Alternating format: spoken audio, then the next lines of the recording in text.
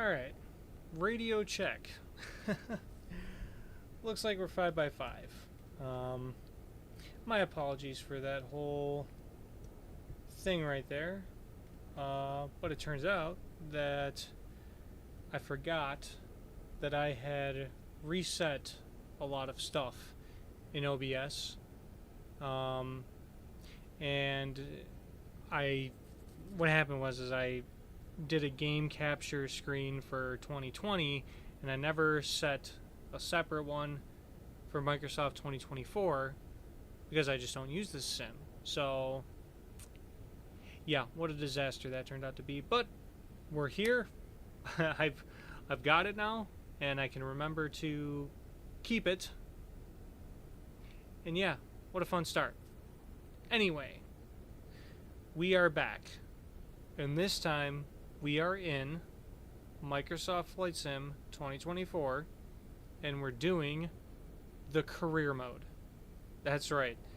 I have not touched this game mode in almost a year, because from what I remember, it was very, very broken. It was hard to get good ratings, even if you did things correctly. You know, ATC was a disaster, and I found myself having to cancel my flight plan before I descend to be able to get to an airport and not get hit for not following ATC instructions when in real life they wouldn't have existed. I remember something like that.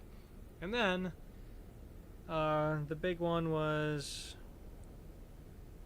I think it had something to do with, you know, landing on the wrong runway, even though we were assigned a certain runway by ATC, but the game still docked you for landing on the wrong runway. A lot of stuff, but I heard that it has been significantly improved.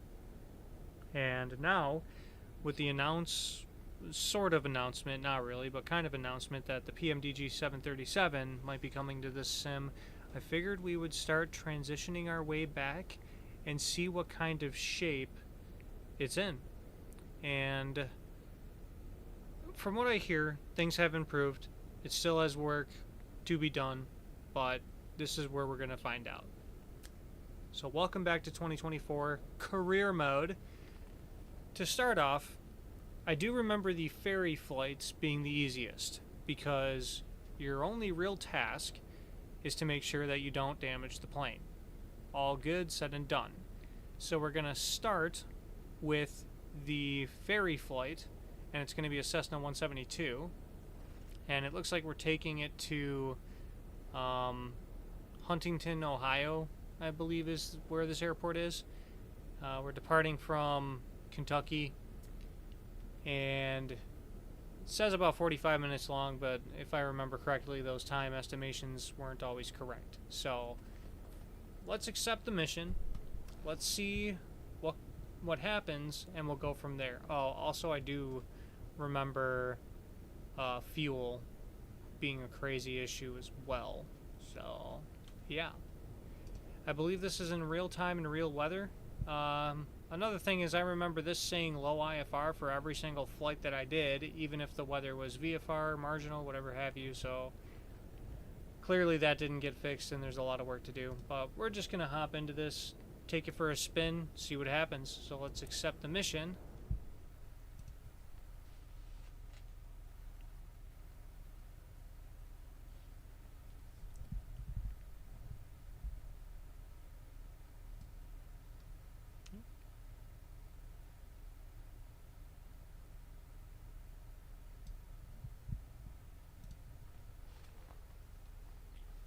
And at this point we just wait. I forgot that there was a considerable loading time when you accept the mission. Probably should have done that before the start of the stream, but you know, haven't done 2024 in forever, and I'm going to suffer the consequences for that tonight, and you guys get to watch that happen. Mr. Mushy, he is in the house. How are you doing, my friend?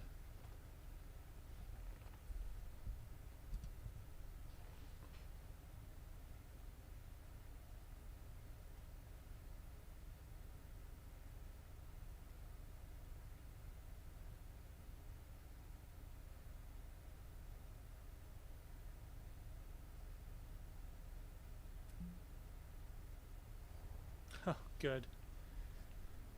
Bandwidth too low. It's kind of a shame I'm getting that alert right there because I actually downloaded the 172, so the aircraft itself is not even streaming, but here we are. Finally made it back to a stream. Yes, sir. I'm glad you finally made it. I've been trying to stream, you know, it more often. I ran into quite the last 2 months. It's been super busy. Had to pick up a second job because I just didn't have enough students to cover the bills, and it took up a lot of my time, but we're coming back and we're trying to be more consistent. I'm good, mate. What about you? Oh, I'm actually very, very good. I am very pleased with the way everything's going in my life so far. I am starting to get, you know, enough students to get my hours a little bit quicker, and I also have a second job to fall on, just to pay the bills in case I need it.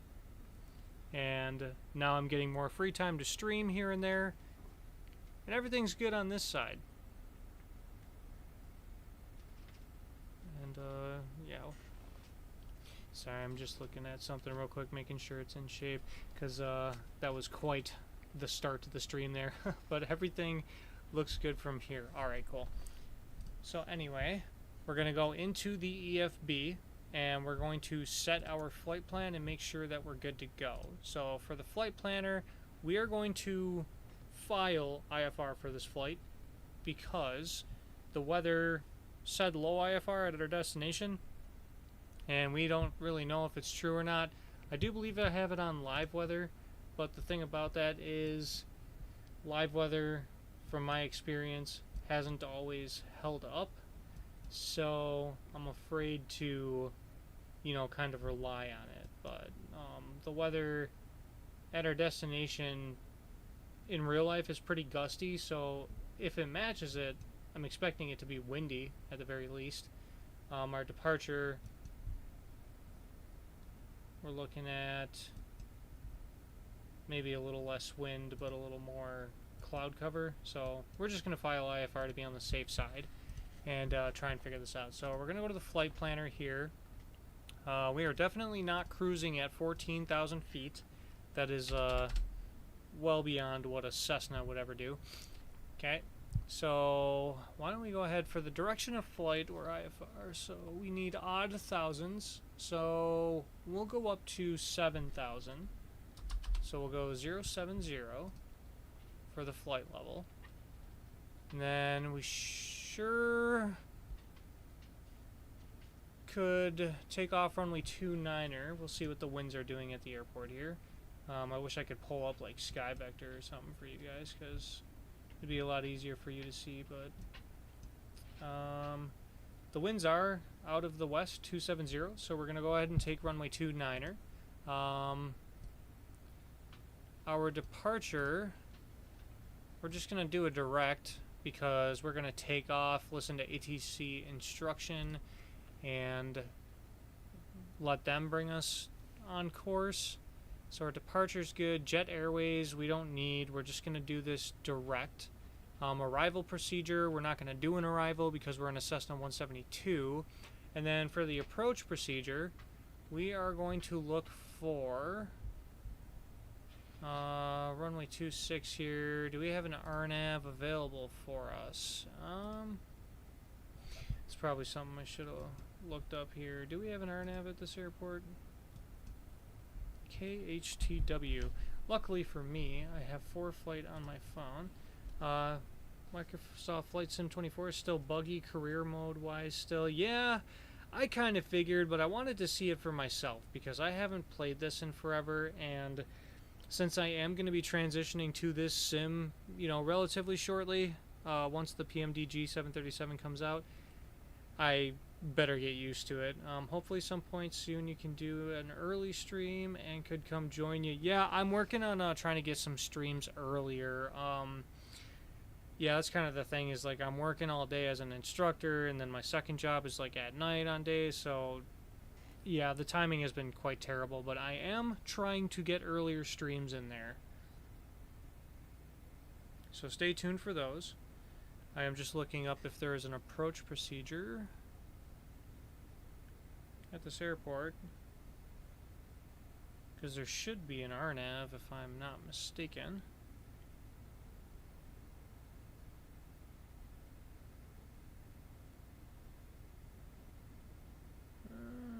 No, there is no approach procedure. Alright, that's going to be really interesting if the weather's bad. Okay. So... Alright, we'll just, yeah, interesting. What does this have us doing here? Alright, so... I'm trying to figure out the pattern entries. So the pattern entries are still very wonky here, it looks like. It looks like it still wants us to do a teardrop no matter what we do or where we come from. And that's really not necessary. We could just... We'll just do right traffic or something like that. Change procedure. We'll just do right traffic, because that's the easiest thing to do. Okay, runway 26. So, yeah. That's one thing, is this is still kind of hard to navigate. So, send to ATC and avionics. Please note that VFR procedures are advisory only. It cannot be synchronized with the avionics. Oh, okay. That's fine. I don't need it to be. I did want this to be an IFR flight plan, though, so how do I do that? That's the question.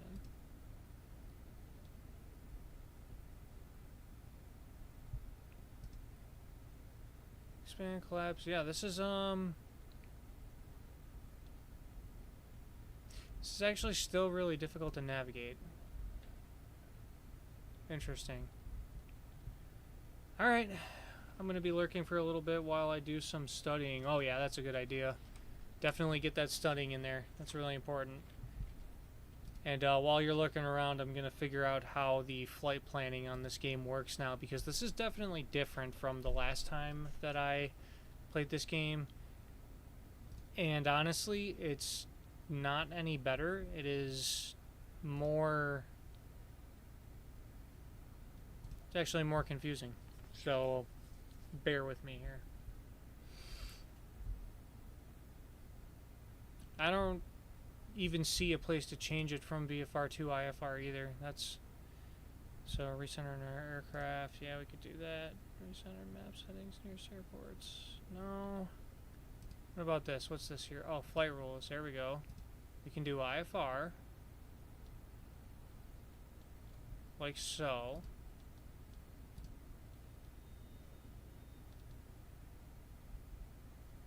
And then we could resend.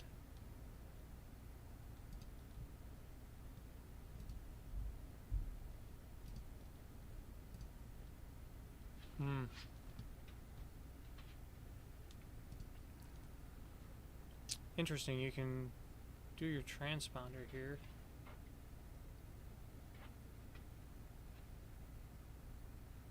Mode C.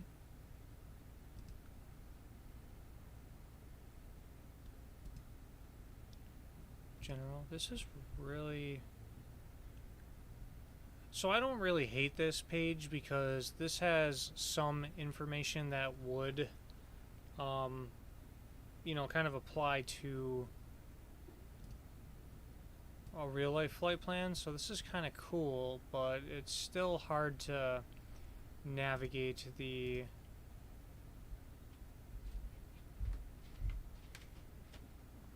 how to do everything here. What are we looking at here? Navcom builder. Okay. Standard LPV. We definitely have DME. Well, it's not DME per se, but we do have GNSS. Do have VOR. We're not RVSM.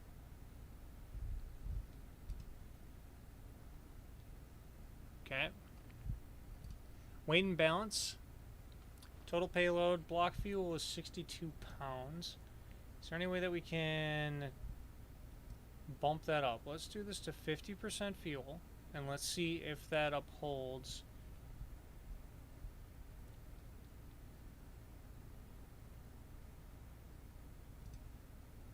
Okay. Lock fuel, 193 pounds. It's a stopwatch. Alright. Well, I think I'm comfortable with what we put in the EFB. So let's go ahead and fly, and we'll see how this goes. First thing I'm going to look for is how much fuel we have on board to determine if things are working properly or not. Because if not, we're going to have some fun here.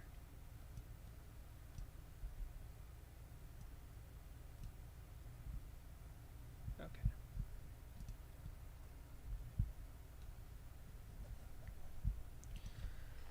Alright, so the ferry flight is finally loading, and we can get to actually flying the aircraft instead of me just screwing with an EFB.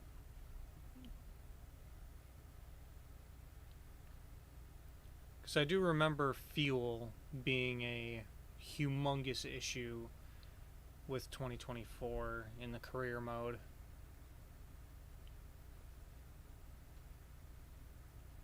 I remember like fuel and payload even being weird in free flight as well. Just the whole system is very difficult to navigate.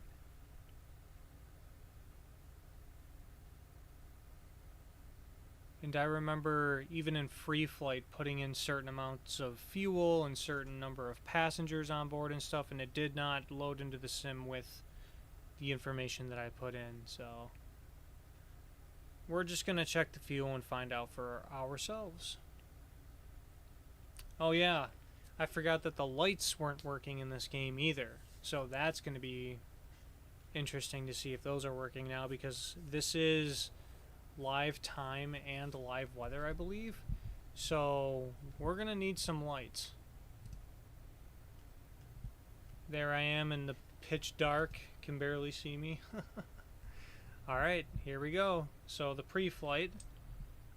So the controls are the same. We're going to take these mission steps and we're just going to kind of put them out of view for the most part. Okay. Cool, so we have chocks, an engine cover, pitot covers, and a static port. So let's go and do the engine cover. We have the static, pitot tube, and the chocks. And we can actually go around here and enter the aircraft. Can we still move the ailerons and stuff? Oh yeah, look at that. So we can do a whole pre-flight if we wanted to. But I think this plane looks plenty fine. Everything's moving freely, that's good. Can we move the rudders? Because in a Cessna... Yeah, in a Cessna you should be able to move the rudders a little bit because they are spring-loaded. So while you're sitting on the ground, you could move it back and forth to a certain extent. Let's check the oil. Look at that. I imagine this is the max fill line right there. Cool. Sweet. Only thing I can't do is get up top and check those fuel tanks. Alright, so we'll walk all the way around. Plane looks good. And it does look like we're going to a normal airport, so we should have runway lights and all that. Okay, coming in here. First thing we're going to do is we're going to get some lights on. What's happening here?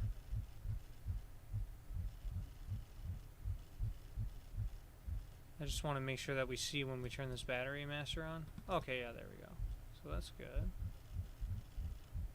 Okay, so that's all the gauges. That looks good.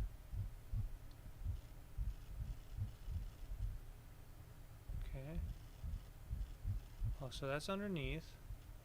This is over here. Okay, I do like this. That's all working fine. Our EFB is sitting over here, which is kind of cool. I almost wish I could just get rid of it, but we might need it. Oh, actually, the fuel gauges are analog, and the fuel did not load correctly. It looks like we're indicating 5 gallons on each side, which is not good. Can I fix that here? Oh boy. Payload options, fuel 50%.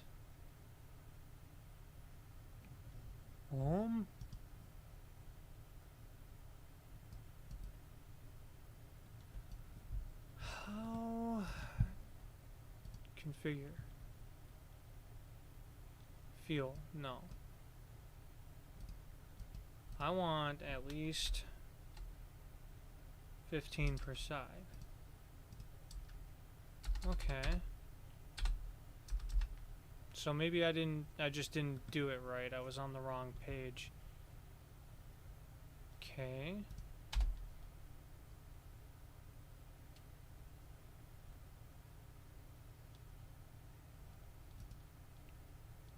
Fuel distribution. Wait, what did that say? Reservoir tank not edible. Well, we don't have a reservoir tank, so you need to distribute all of the mission payload to reach. What? You need to distribute all of the mission payload.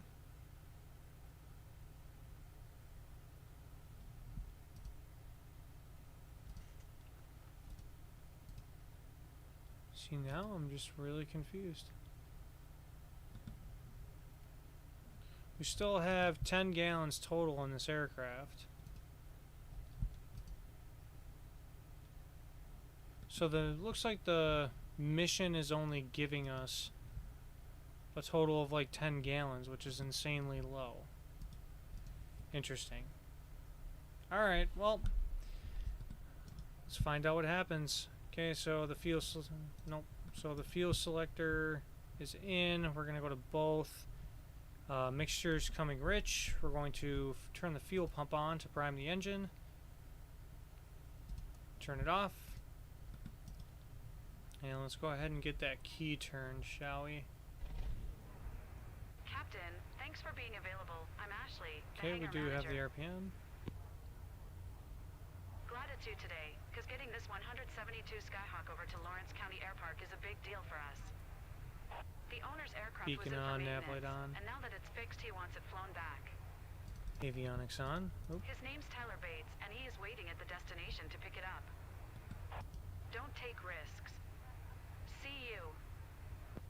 Well, I don't plan on taking risks, so... Alright, so we have the ATC over here.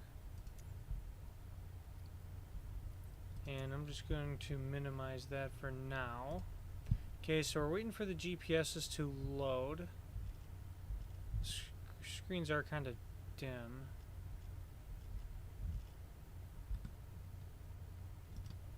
Wonder if we can fix that in any sort of way.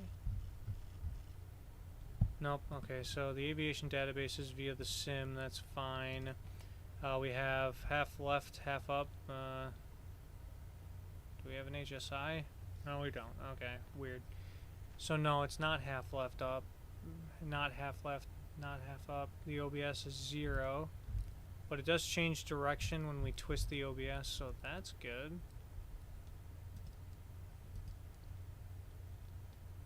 Yeah, this is not indicating correctly, so that's gonna have to get fixed. So we're looking for the same thing here, except that we don't have a glide slope, so it should just be half left, which it is not.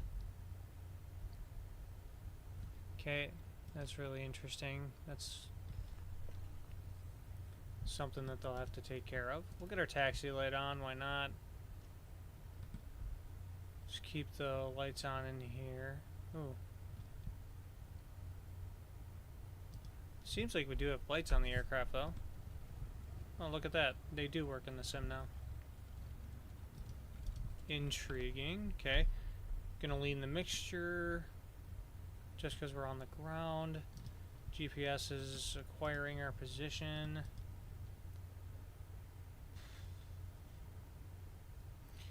I really don't think we're going to have enough fuel for this flight.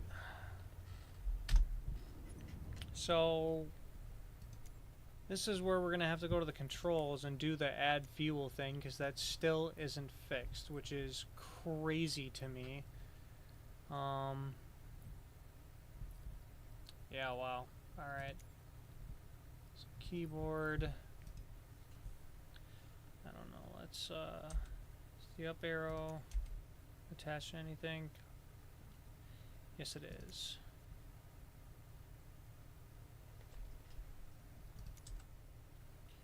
A button. Oh, wow.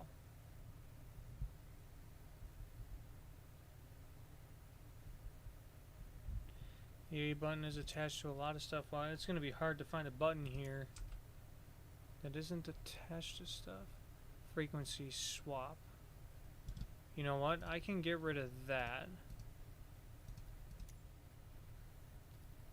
Delete assigned control. Okay. Go back. Cool. Alright, so for keyboard, we're going to look for... Excuse me. Add fuel quantity.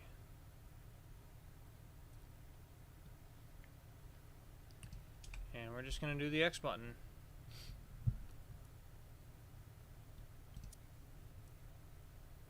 And we're going to save. Resume. And then, oh, everything is very fuzzy. That's an interesting look right there. What happened to my gauges? Alright, let's do the add fuel button. Okay, so it added 10 gallons. Alright, so now we have 20 gallons in total. I'm pretty comfortable with that, so let's just get out of here before it gets worse. Alright, so the landing light's coming on. Actually, we're about to taxi. It looks like the runway is over there. Trying to get a scope of the airport here. Okay, so we could take off from the right side here. Let's see what direction that's facing. It's going to be facing the east too, but the winds are out of the west. So, does the compass agree? The compass is extremely dark. Yeah, okay. So we're going to actually want to taxi all the way over there. It's probably a back taxi on the runway. And let's go ahead and announce our taxi. 0 India 8 traffic. Cessna November 80164 is taxiing to runway 29er. 0 India 8 traffic. Okay. Interesting. Oh yeah, I forgot the power sensitivity was very weird in this sim. Oh, and you know what? Totally forgot we can get the video capture on. So I'm going to go to external view. I seem to have better coloring out here. Yeah, this is going to be a back taxi on the runway. Kind of a neat little plane right there. Okay. So stop and hold short, but this is a back taxi, so... Part of me wants to see if they... Yeah, of course. Okay. What did I set for the progressive taxi again? Was it slant? I don't remember. There's something that I set for the progressive taxi and all that stuff. What was I supposed to do?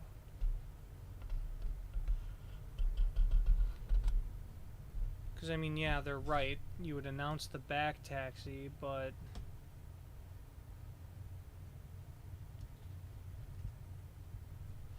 whatever. Our performance already took a hit and we haven't even hit the air yet. Sweet. Okay, taxi to start of runway 29er, which is what I'm doing. What was it expecting me to do? Go on the grass or something like that? If only there was a back taxi call. Alright, landing light and strobes are going on. That light is very bright. I can't tell if the visibility out here is just bad or if the lighting in the game is just rough. Oh, let's see. Let's go to flight plan. Interesting. Where does this have us going? That's what I want to know. Alright.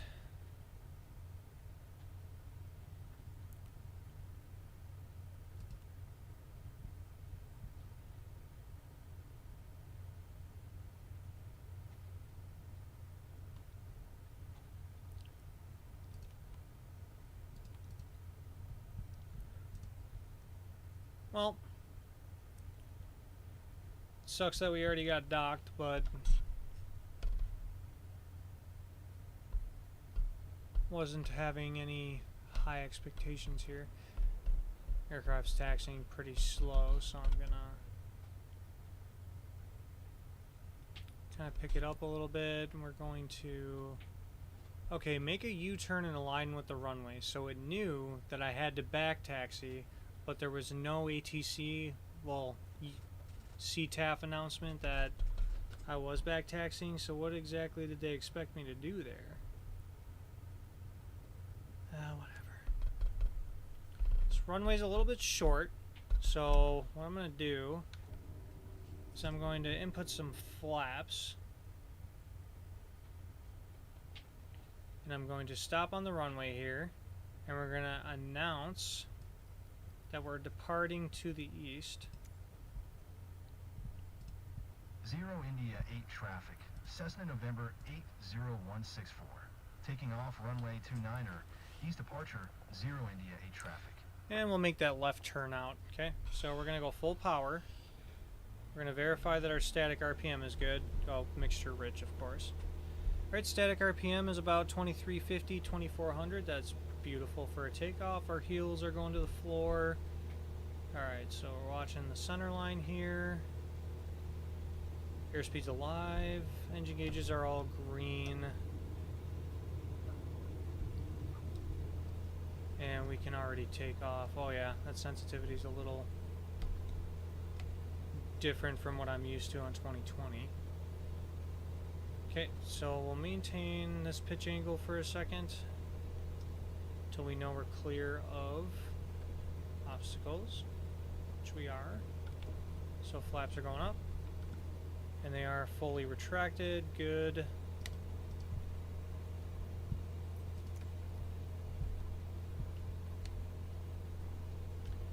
One 2075 is our next frequency, so we'll have that on standby. We'll make that left turn out.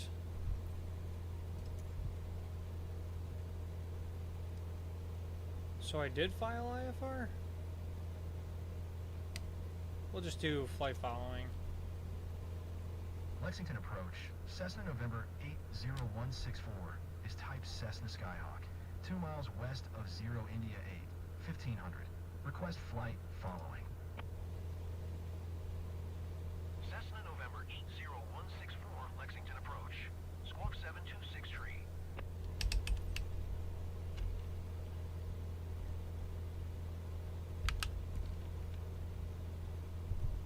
Oop.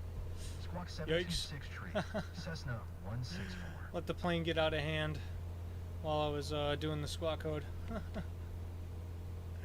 Oops. Alright. So let's get back on track here. So now we're turning on the downwind. We're going up to 7,000 feet. I have a feeling that that little dive bomb right there is going to dock me on the... what do you call it? The respecting the aircraft condition. Okay, so we're on the left downwind. Or so I thought. I can't even see the airport anymore. Oh, there it is. Okay. Yeah, there we go. We're on the left downwind. Sweet. Alright, landing lights coming off, taxi lights coming off. Strobes and nav lights and all that are staying on. We're going to keep the mixture rich as we climb, at least for now. And realize that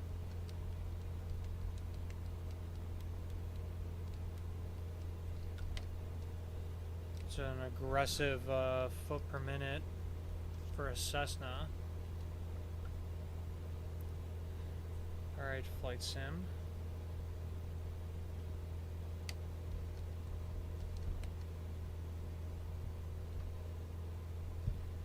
Alright, so we're going to direct to... Oh, and it's giving us direct to runway 26 at Chesapeake, Ohio, which is our destination. So it's giving us direct to the runway, so I guess we could just activate that again and then recenter ourselves.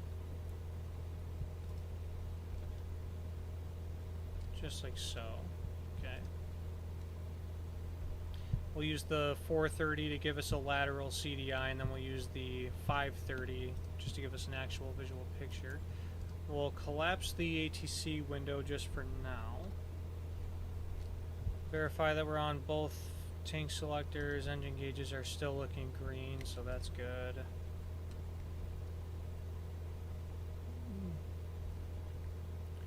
And we're climbing up to 7,000. And it doesn't want us to do anything else, so...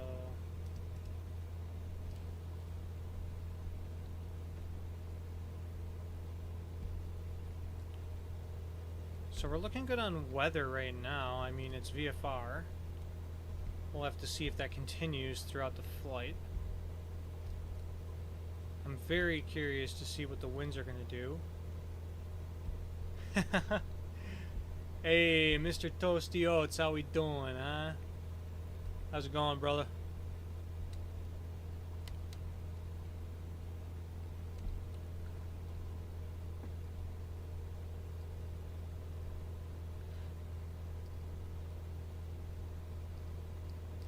Alright, I mean, now we're looking at more of like a normal climb rate for a Cessna. So that's good. Maybe it was just because I had all that extra speed and then pitched upward and it gave us that extra boost towards a climb. Okay.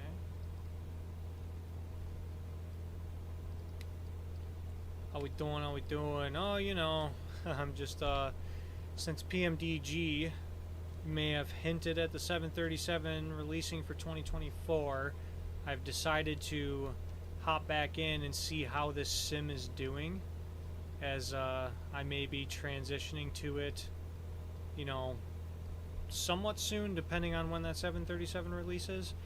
And I decided to check out the career mode since I haven't played it in almost a year, and to see what kind of bugs still exist, what they fixed, and it's already been not good. I got dinged for backtaxiing a runway without making an announcement that such announcement was not available to do.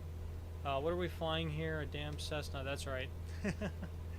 A Cessna 172. Well, I wanted to start with the ferry flight because the ferry flights usually are the easiest because your only real goal is to make sure that you don't, you know, damage the aircraft.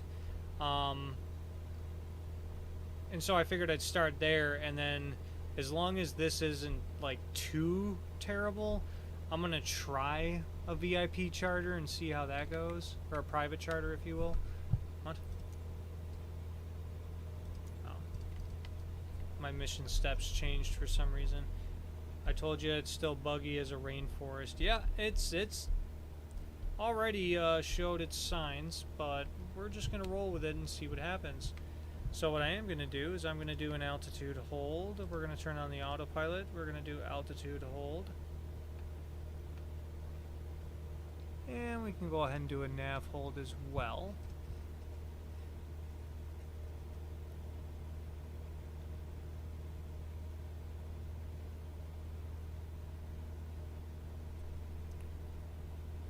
And we're looking pretty good. Yeah, it still seems like it has some bugs. We might be flying right into some weather here. Oh well, I'm just gonna roll with it because I just want to see how this thing is performing.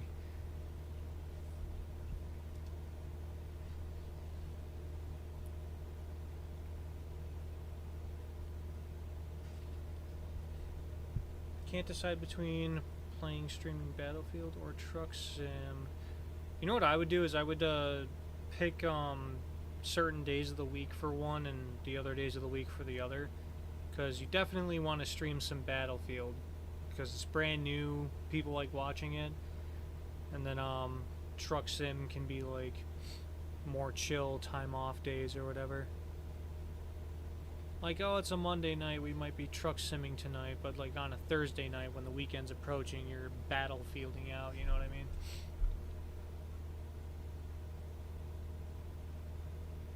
That's what I would do anyway. Alright, so we're indicating 104 knots roughly. Our ground speed is 142.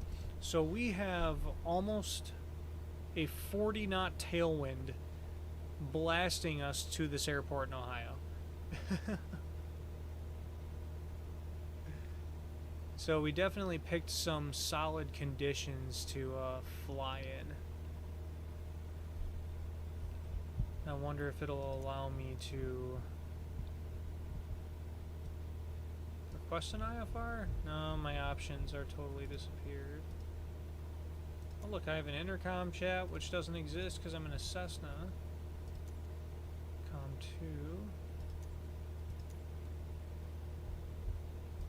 My options on the ATC window are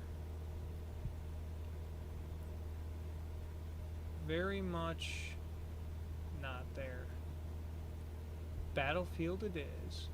You'll get to see some gameplay. Haha. Oh yeah, I'm excited for that.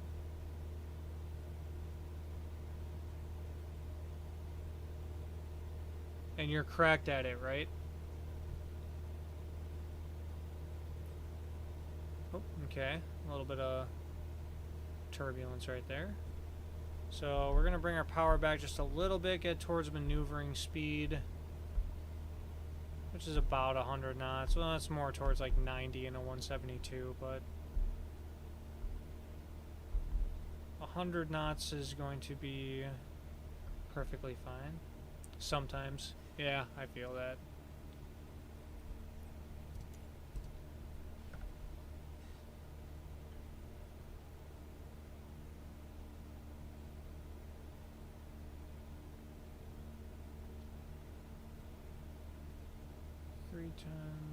Three-tenths of the time sometimes. Well, once you get more used to the game, I'm sure you'll be right and left just taking people out.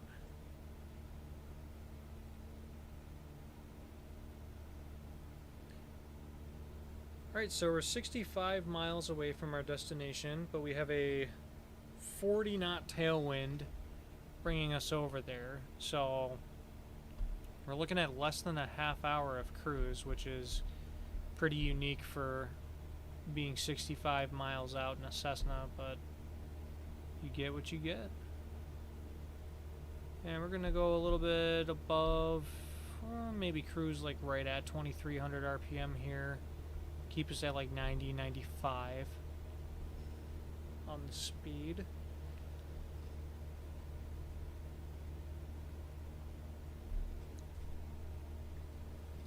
Got a couple dingers the other night my brother got clips of. The tank warfare was pretty intense. Oh. Did your brother send you those clips?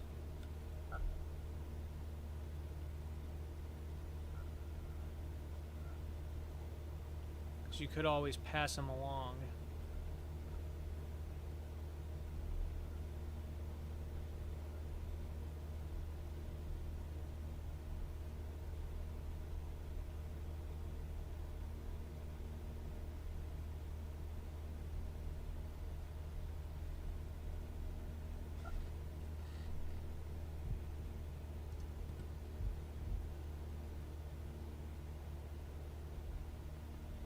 He did, haha, I'll send him, sweet. I'll definitely look at those when I have the chance. Oh, what happened to my altitude here? A little more rough air going on. What is this? Huntington. Looks like we do have some pretty good precipitation on top of the airport, but the area is actually like VFR, marginal VFR, so landing here might actually not be an issue.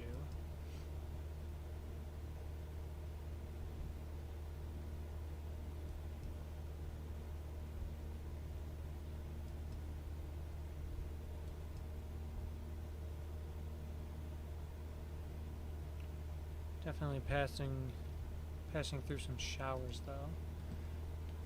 Also wondering if we have a temperature gauge up in here to let us know if it is below freezing. Usually it'd be up here in the top left, but that's just a vent. Well, there's usually vents there, but there's also usually a probe. Yeah, I don't think I'm seeing any temperature gauge. Well, hopefully we don't pick up any ice.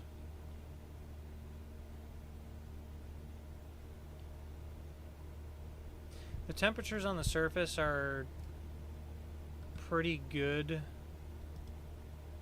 above freezing, so I'm not super worried about it. Oh yeah, we should set our course over here to 0903.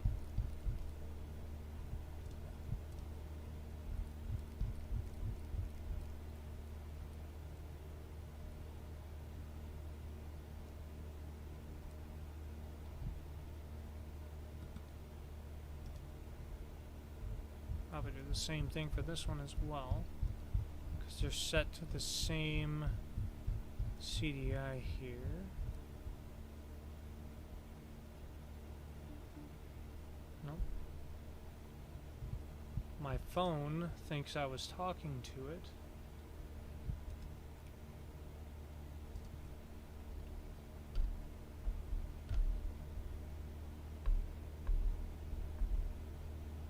Totally forgot to lean my mixture. That's a rookie move.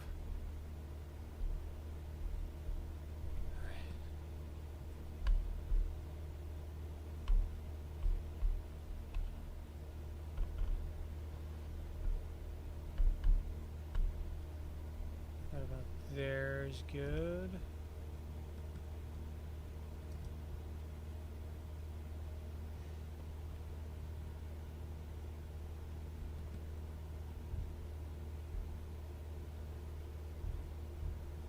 Thought I saw stars poking through here, but I did not. We are definitely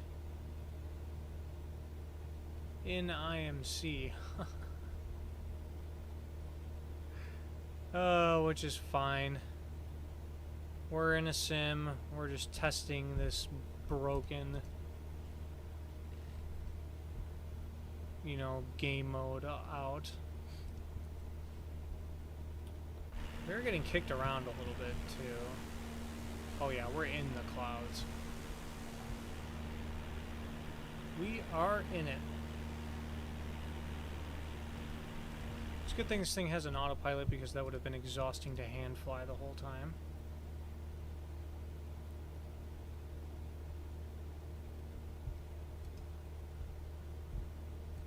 What I forgot to do as well was set the altimeter. I'm so like locked in on just testing this game mode that I'm forgetting my basic flying skills that I use every day. Wow, this is getting a little intense.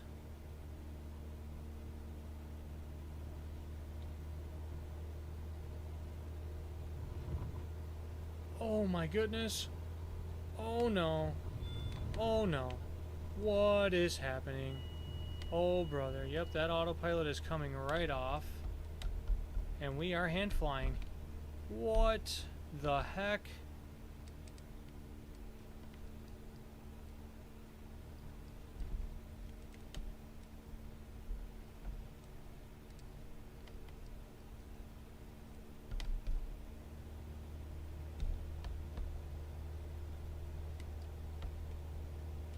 What on earth just happened?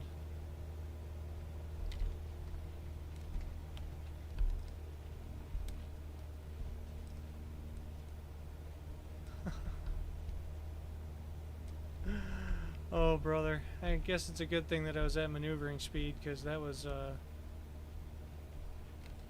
very intense forces put on the aircraft.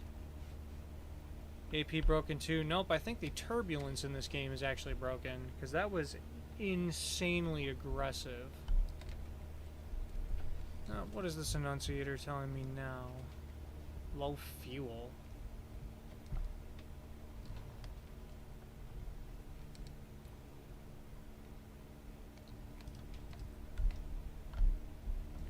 Well, I have a fix for that. There we go.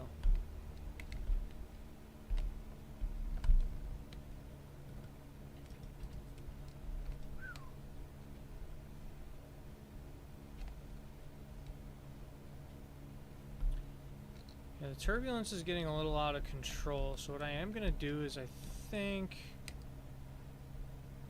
Well, I want to descend down to 5,000, but the career mode is going to yell at me for leaving my altitude. So I guess I just kind of have to fight this airplane into holding its position. Oh, look at that. I see some stars, so we might be coming out of the clouds here. This thing turns really slowly, I will say that.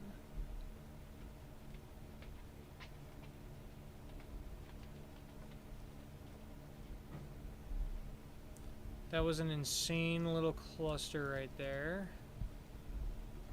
Okay, let's get back up to 7,000. Get back to our heading of 0902 as well. Wow.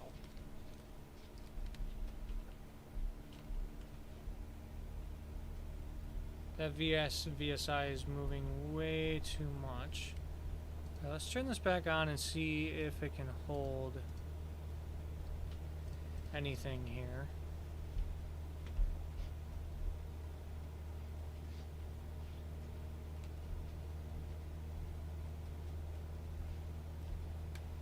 We are out of the clouds now, which is nice.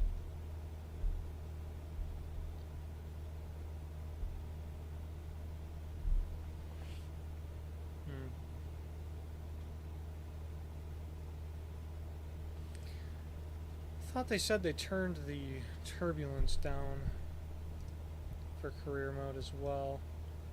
Let's see. Moderate turbulence, surface to 7,000. Okay. Reported by an A320. That was about 30 miles to the north of our departure airport, so... Moderate turbulence to an A320 is quite a bit for a Cessna, but not like lose control of your aircraft.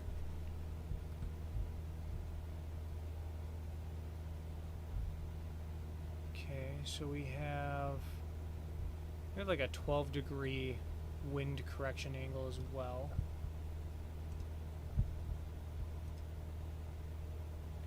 Now the plane's holding more steady.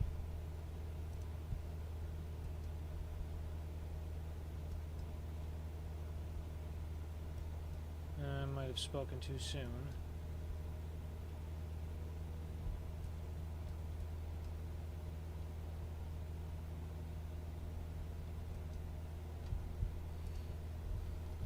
Navigraph on this? No, I don't have that. Okay.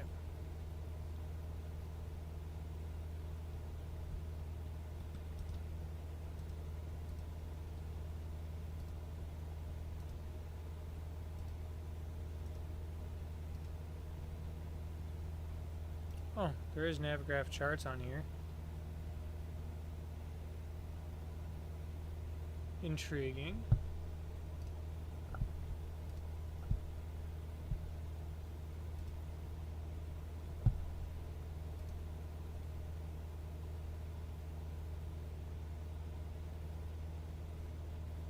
Look at that. So at least that works. That's good.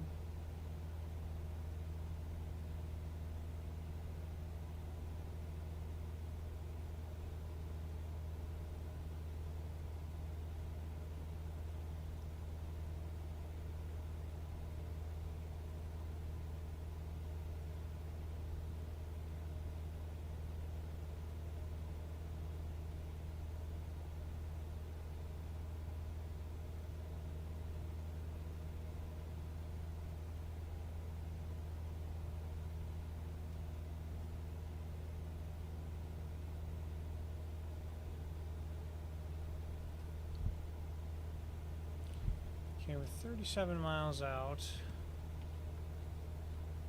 I feel like we're losing contact with the ground again.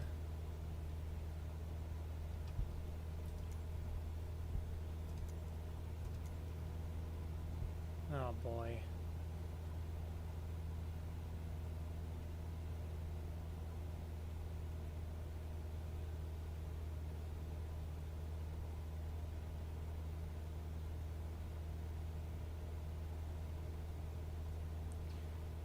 Yeah, I feel like we're getting into the soup again. I can't do anything about ATC here because I have no prompts to request anything. It just auto-changed my standby frequency for some reason, so when I switch to something else... Do I have assistances on that I don't want? What is this?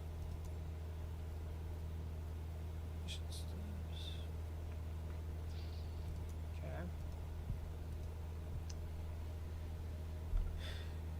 Yeah, this career mode is still quite junk.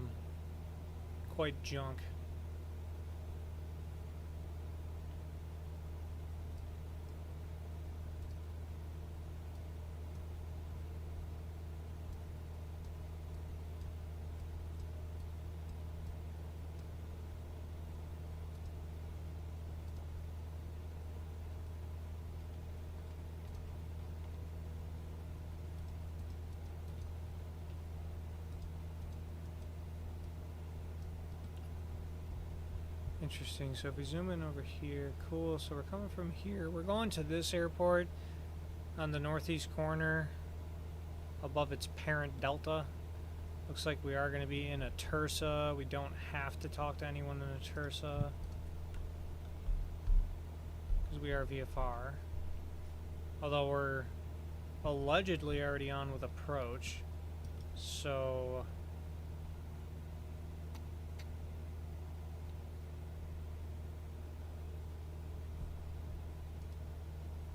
do I have to hit comma again, or no? Okay.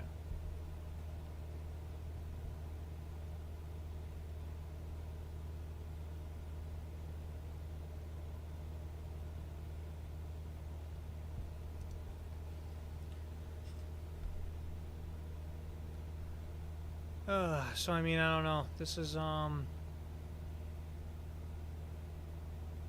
still pretty rough around the edges. I guess until we hear something from ATC.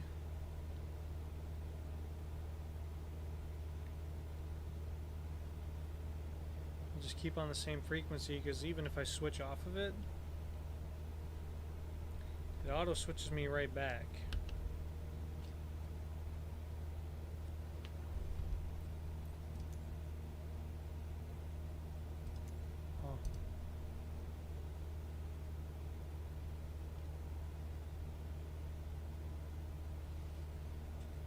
Good news is because of the tailwind, we're already less than 30 miles from the airport.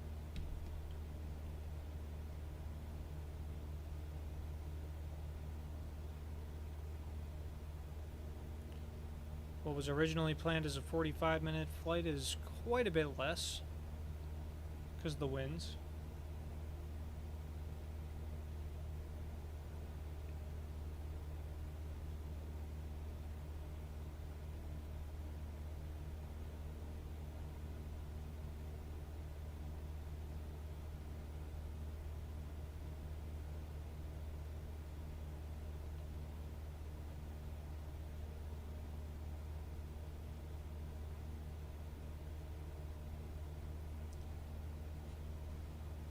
Ooh, excuse me. Tiring week.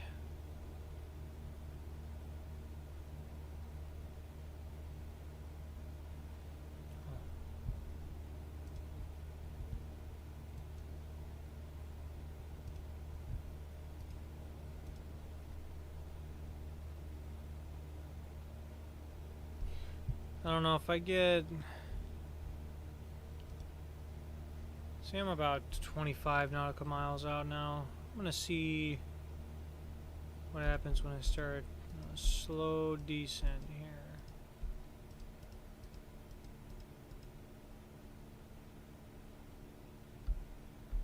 Just start with a nice 500 foot per minute descent.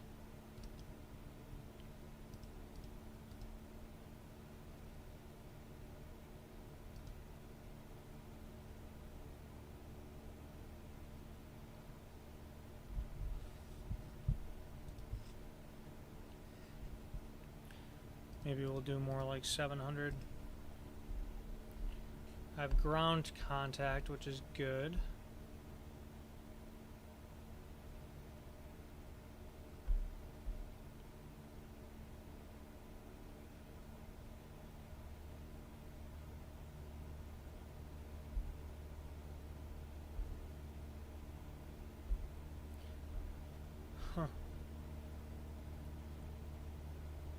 So I'm descending, and ATC is not complaining at me.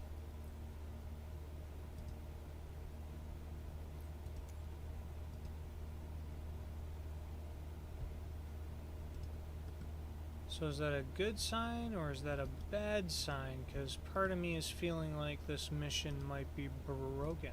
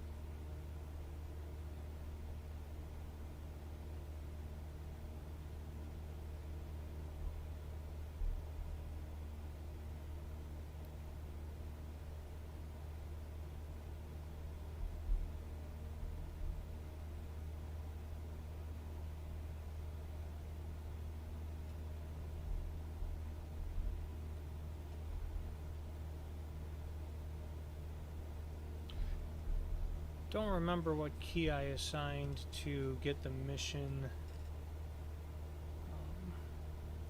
like the boxes and everything loaded up. That's for ATC.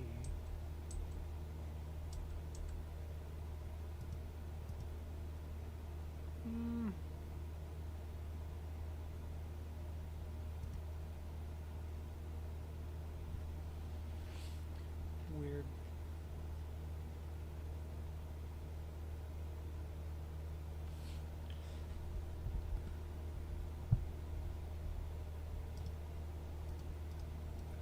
I want to know the field elevation at this airport. So HTW 567, so 1,600 feet. It's going to be our pattern altitude.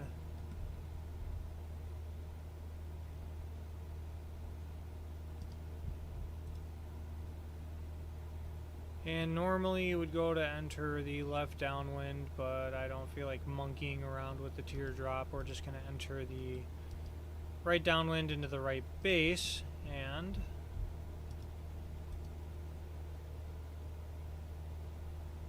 just land from there.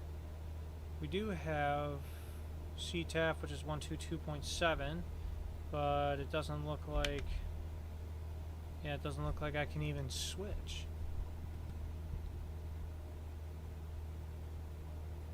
The ATC is broken.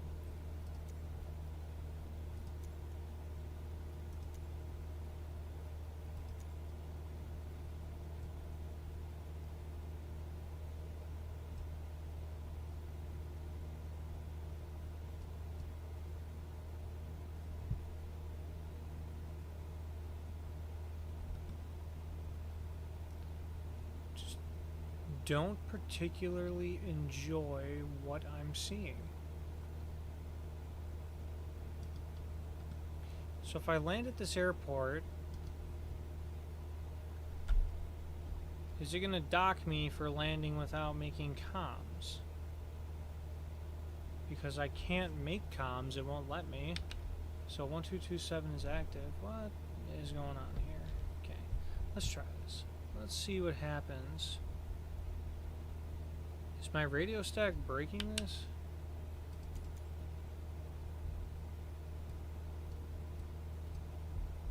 It shouldn't, but...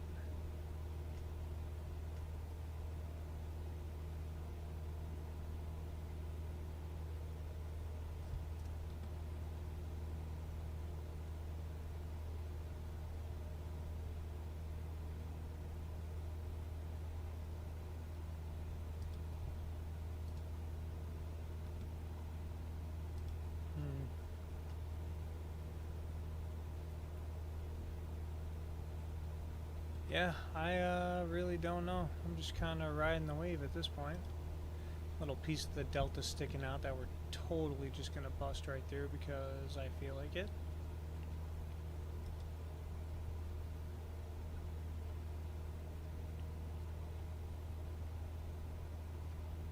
Oh, I think I saw raindrops floating across the windshield.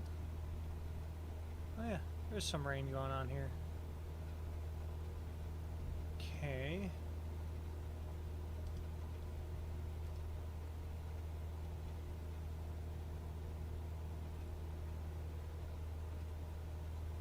Is my pilot reputation about to just absolutely hit the fan because of this, or what?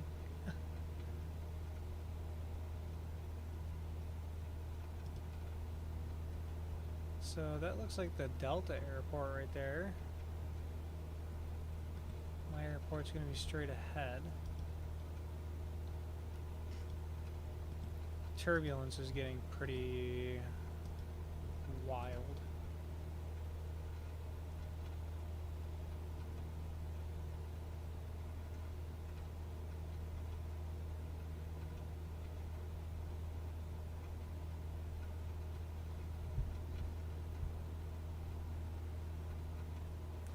Probably level this bad boy off at 2,000.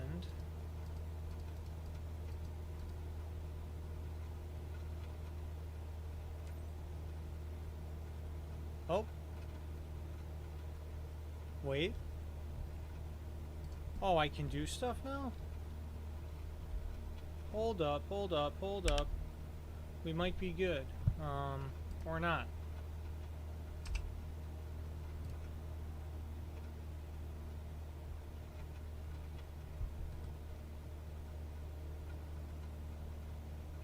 What?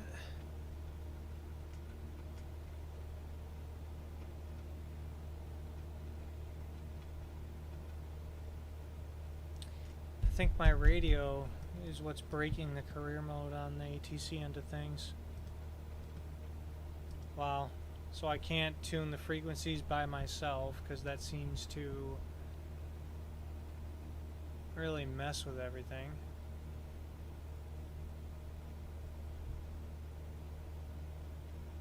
That's a shame, because what if I want to do it by myself? We're all about realism here. I say that as I'm flying right through a Delta without talking to anyone. Alright, I have the airport in sight. And we're just going to do this right downwind. It looks a little hilly over here, so we actually... I'm going to keep the altitude right about where it is right now. Oop. Okay. You know what I am going to do? So I'm just going to fly over the river and enter that left downwind so I can be on the... just on the lower side where there's no hills or anything. There's a lot of hills over on the north side of this airport. Oof. The turbulence is something else.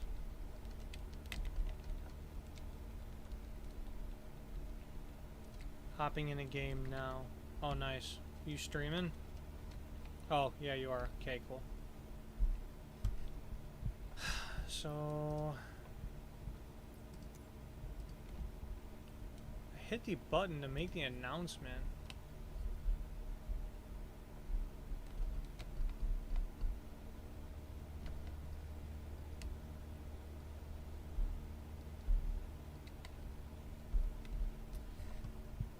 Alright, so one thing is for sure, and that is we are too fast, so we're going to pitch up. Try and bleed off some speed here. I don't know why we're climbing with such a low power setting at this nose pitch. Get a notch of flaps down. It's going to be really fun trying to orientate my camera when the turbulence is excessive. So we're below 110, so the flaps 1 speed is just above the white arc.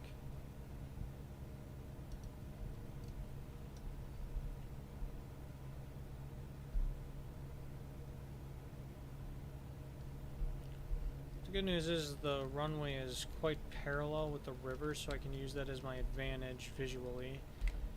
Ooh, yeah, we're getting some wind shear for sure.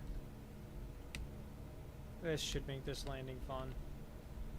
But this dude really wanted this plane back, so... Alright, let's go ahead and turn towards the river. Let's not gain too much speed. This is where we're going to want to put in flaps soon.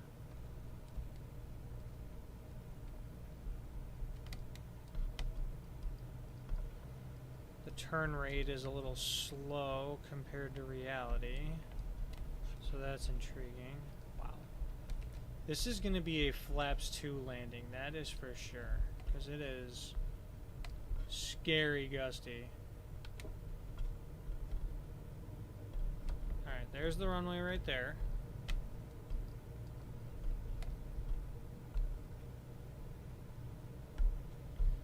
We're going to fly with just a little bit of extra speed.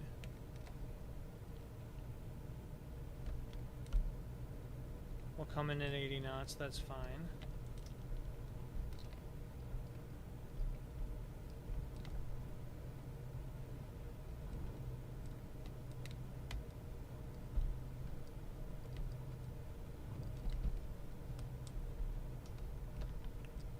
Holy man.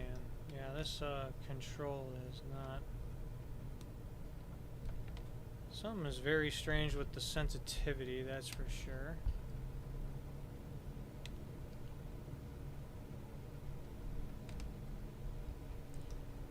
And I think they might have tweaked the sensitivity in-game after I had already created my own sensitivity curves.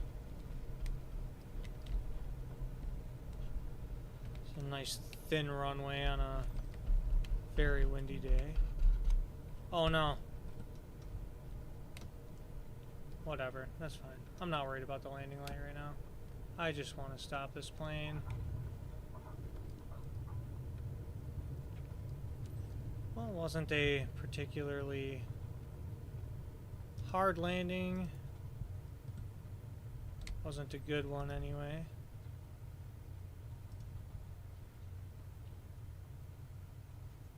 Where is the hold short? That's the question. Are these grass taxiways? Is that what I'm seeing? Okay.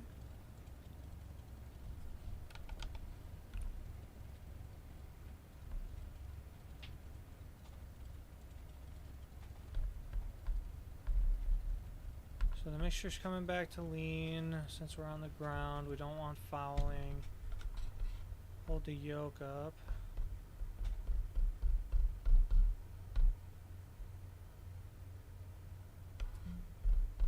Aircraft entered taxiway without announcement. What? What are you talking about? It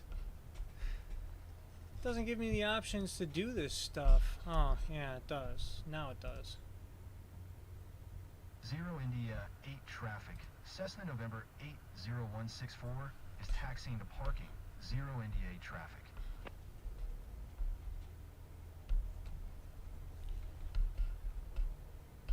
So I'm not going to use much brake. I'm just going to hold the nose off of the ground with my elevator and use the power for speed.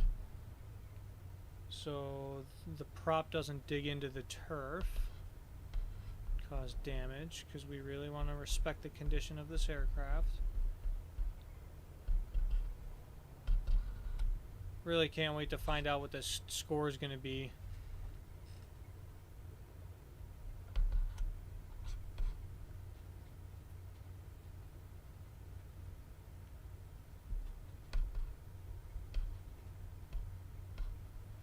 So it looks like our parking spot is over there, just to the left.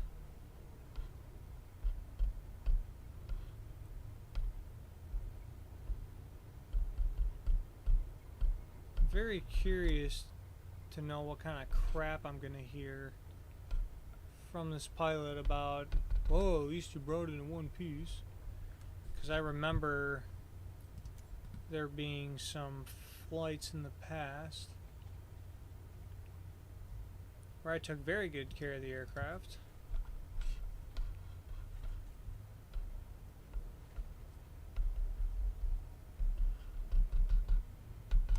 They still said some crazy stuff. So is there a pavement taxiway? Oh yeah, there is. Oh well.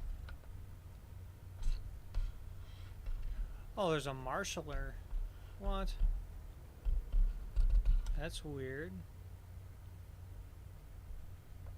Okay. Why is he telling me to turn right?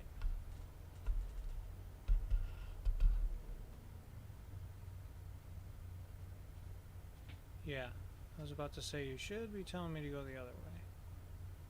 So he's leading me straight in here.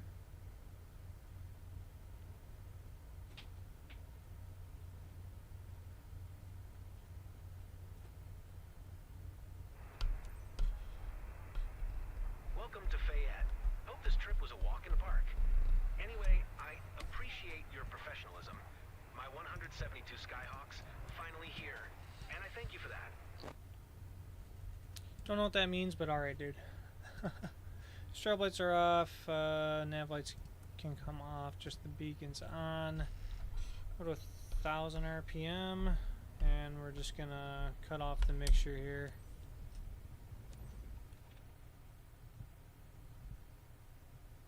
And beacon comes off. Nope. And we don't have a chance to finish. Alright, I guess this is the moment of truth. Let's see how we did here.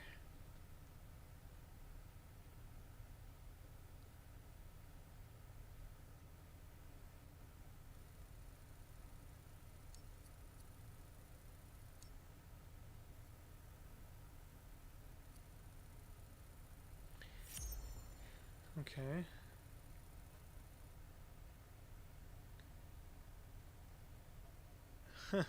Alright, not bad. So we got respect the condition of the aircraft at 96. So they didn't dock us for that. That's good. I was about to say I took very good care of this aircraft. Landing smoothness 78%. I'll buy that because it was a very extremely turbulent landing. Radio communications, not my fault. The radio comms were glitched, so you can go ahead and remove those and give me more percent so I can get my S tier. Landing lights on, night landing. Well, it's actually only required if you're for hire, which I guess a ferry flight technically is. Here, their performer details. Oh. See, when I see aviator performances details, I would think it would describe more what exactly went wrong here, why the score was what it was, but instead it's just telling you to avoid common mistakes. Terrible. Well, not too bad. I'll take an A. I was honestly expecting less. Alright, so we're back here. How much credit did we get for that? We got 7730. That's basically nothing, but that's fine. Employer commission. You take a big old commission there. A little bit of a reputation update.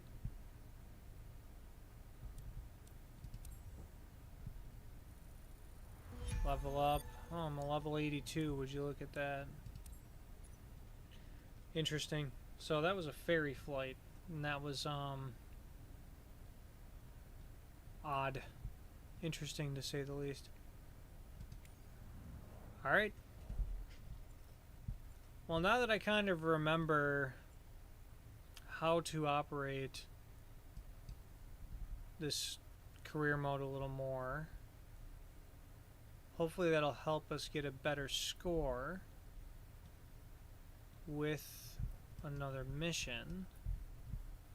Now, first things first, I'm kind of curious what's over here, because given the weather conditions over here on the East Coast, I'm not really sure I want to do anything over here. Maybe the Midwest. What are the winds like in the Midwest?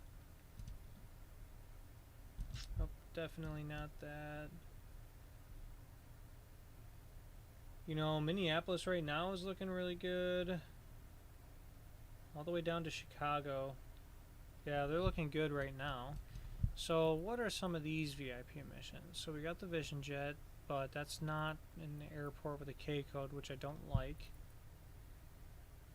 Everyone wants to go to this CO2. We got Osceola. But that's like the Virus. Isn't that like a sport plane? Interesting. What do we have here? Do we have any charters?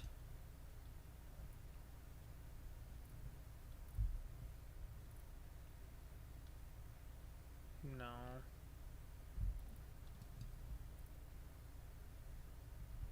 Don't want to do another Cessna flight. I kind of want to try the Vision Jet and see how that goes. It's an SR-22. Flight closing. That's fine. See, these are all... The problem with these VIP flights is they go to airports that the plane doesn't normally land at. And the way you can tell is each, you know, regular airport has the kilo in front of it. Like this is taking off from Kilo Romeo Mike November, but we're going to Whiskey 73, which is probably some small dirt or grass strip. I mean, like, I'm curious to see now if there's anything out of Royalton. Yes, there is. And Royalton's like a 35-foot runway. Ferry Flight Piper Aircraft PA-28 236 Dakota. Intriguing. It's to Dunkirk. Which...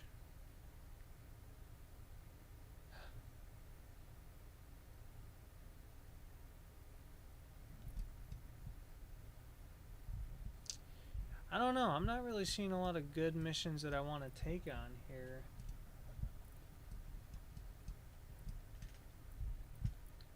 Because I try and take it very realistically. I'm telling you right now.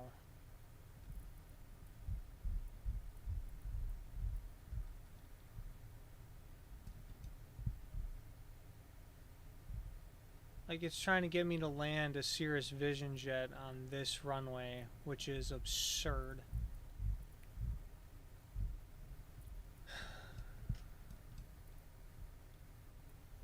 So maybe... I like the idea of doing a ferry flight in the Dakota. Could help expand a little more. It's a TBM, I don't want that. It's a Bonanza.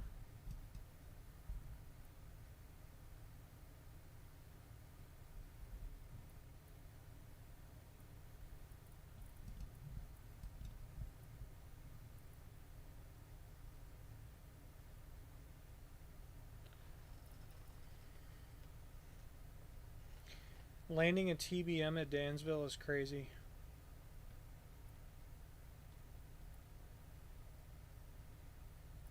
Zero Golf 7? Let's look at this airport. Finger Lakes Regional.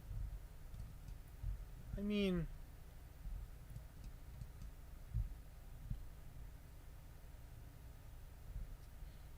can be done, but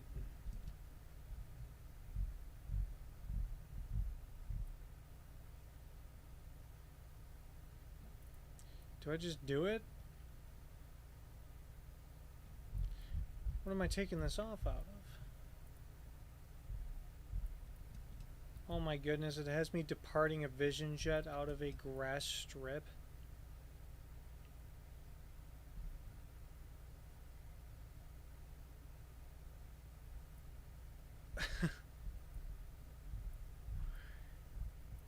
Yeah, I don't know. This career mode is not very good still.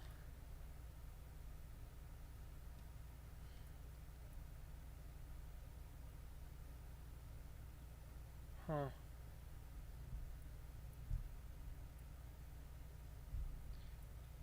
I'm honestly not very impressed. See, this is more normal. A ferry flight in an SR-22 from Genesee County to Dunkirk. That's more normal, except the weather conditions are absolutely garbanzo beans out here, so I don't even know if I want to do that. This has us going all the way to Denver. That's like a 4-hour flight. No, thank you. Again, this airport. Yeah, that's the one we looked at previously. The VIPs are junk. This has us going all the way to Ontario in California. That's a 4-hour flight. No thanks. MSP to AFW? Where's that?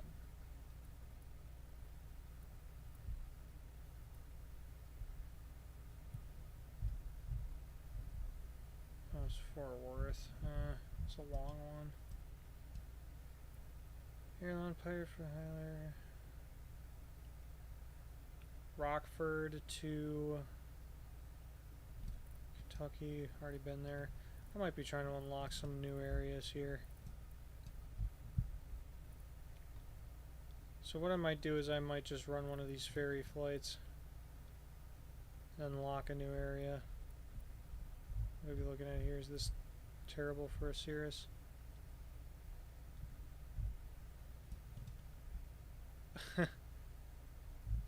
Yeah, it's awful for a Cirrus, but it might just be what we have to do.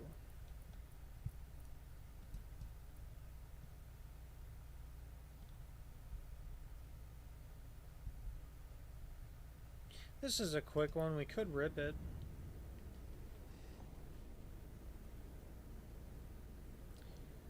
Conditions are saying low IFR, which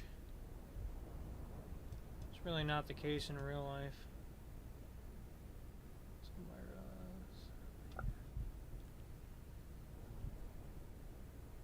I mean, you got marginal, if anything. Okay, we can accept the mission. Why not? Let's see what happens.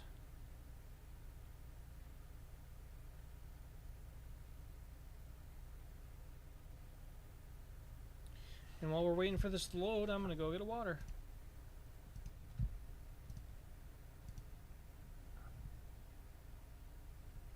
Be right back.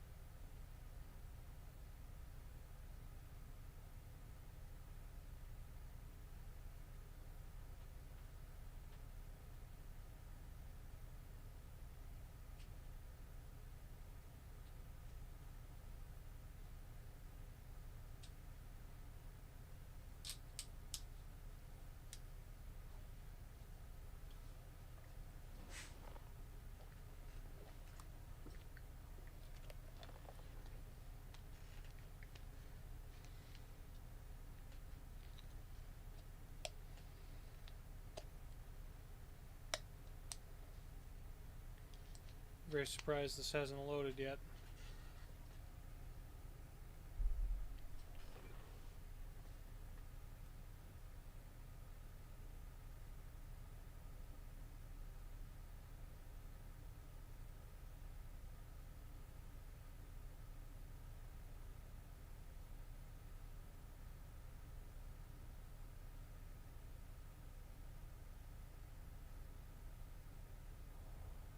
Hey, there we go. Alright, so we're flying a Piper Dakota.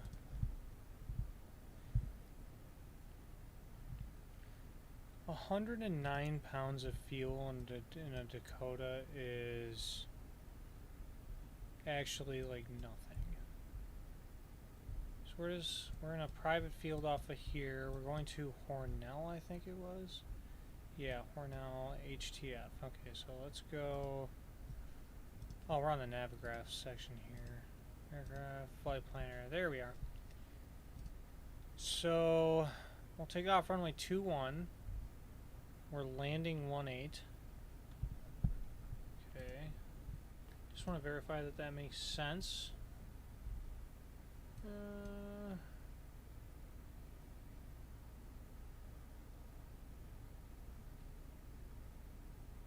Yeah, the winds are kind of coming more from the south, so yeah, 18 sounds good to me. But what I won't do is these crazy procedures here. So we're just gonna do departure for our flight. We're just gonna do 4,000,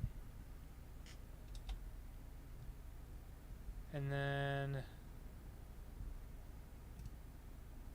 there's an RNAV. Could do the RNAV.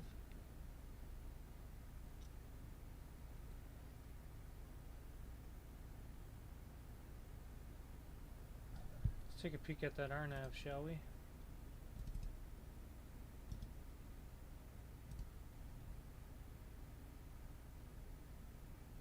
Started at Ugile. Switch to IFR. Yes, please. Alright, send to ATC and avionics. Excellent.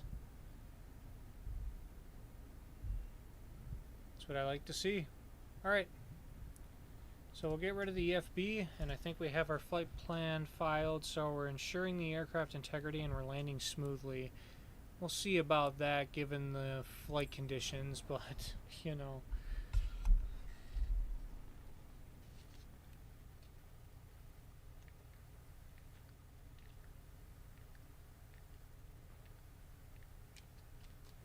So I did not know that this game had the Piper Dakota.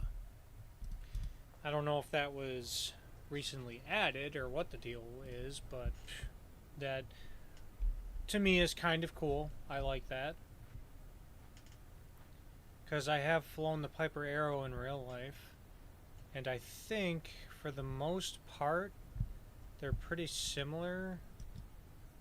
They're just I think the Dakota is fixed gear where the Arrow is retractable.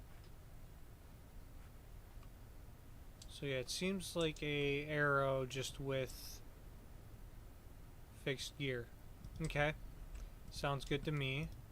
So let's remove the chocks. Look at the pitot cover, which is over here. There we go.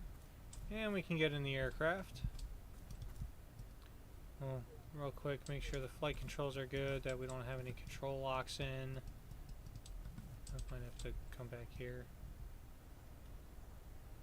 Well, they got the trim tab movement pretty good with it as well. That's good. Oh, I can move this rudder, but not the... not the Cessna. That's opposite. This rudder, Piper rudders, should not move with the pedals sitting on the ground, because the nose wheel steering, and that is directly connected. Where? Oh, the oil's on the left side on a Dakota. Oh, how am I supposed to see that?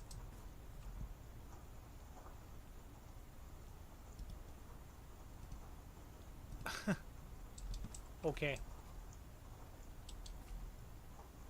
I'm just going to hope and pray, I guess. I gotta look up when this sim got the Dakota. That's pretty cool. It looks pretty good in here. Looks like an actual Piper, which I like a lot. Okay, so we'll get rid of this yoke so we can actually see what's in front of us over here. It's got a similar dash and everything, so yeah, I'm pretty sure it's just an arrow without retractable gear. Sweet. Good to know. So first things first is we'll just get the nav lights and everything ready. The panel lights so we can see. Okay.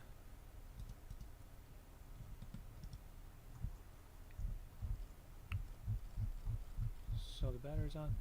Wild that you can walk around. Yeah, I know. I kind of like it though. That's pretty cool. I am going to go into external view and make sure my nav lights are on. Yes, they are. Okay.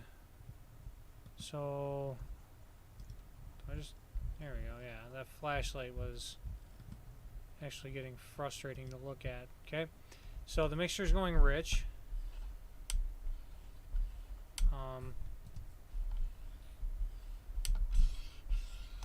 What? Well, that's unusual. Okay. I have to set my controls for the Dakota. Controls so the throttle works.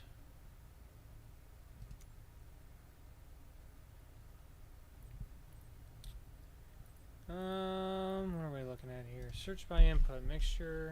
Yeah, it's not set to anything. That's so weird. Okay. Oops. Mixture axis -100 to 100. I believe that's this. Yes. So go back. Prop lever.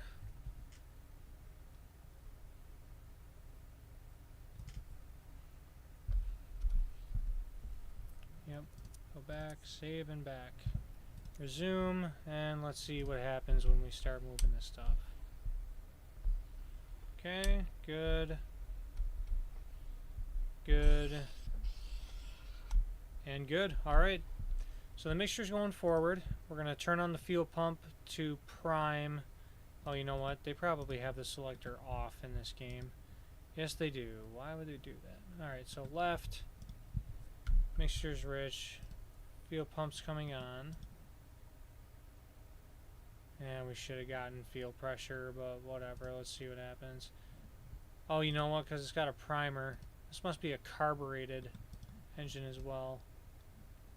Okay. Let's go ahead and start the plane. Hello, it's Mary Rooney. Thanks for accepting the job. There we go. I'm your contact here. Mixture Today's rolling job in involves out. getting this PA-28-236 Anti-collision Dakota lights to on. Orno Muni as soon as possible.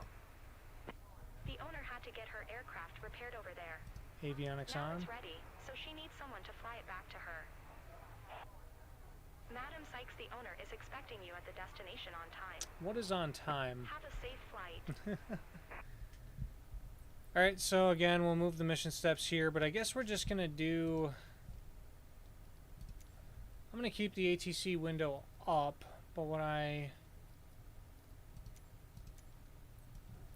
not going to do is use my Logitech radio stack, because I feel like that might have been what broke it.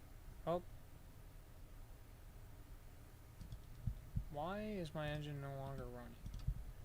Fuel selector's on.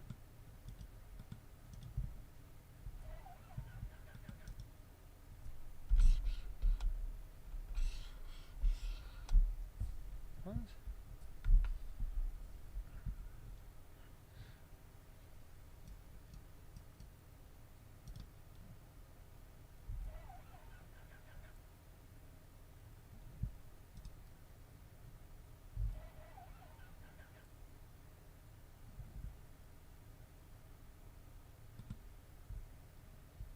This is really strange.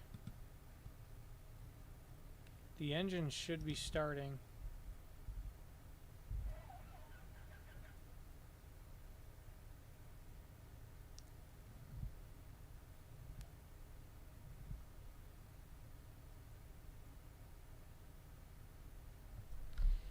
Mixture's rich. It's Fuel pump's on. Where's the fuel pressure?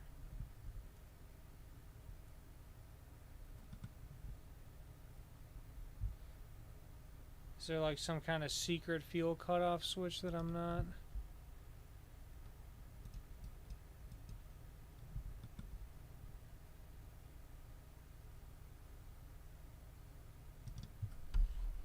What happens when I do mixture idle? Obviously nothing, right?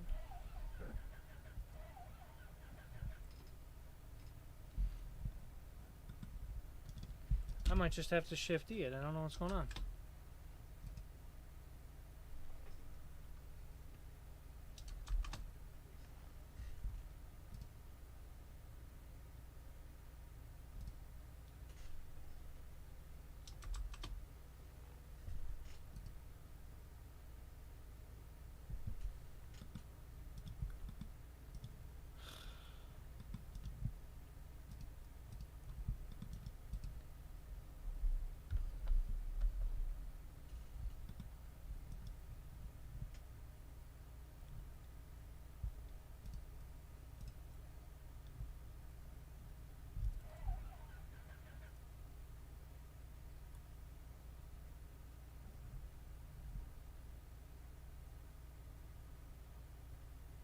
I am so lost at what's happening right now because this engine should be starting. Controls. I'm just gonna keyboard engine start.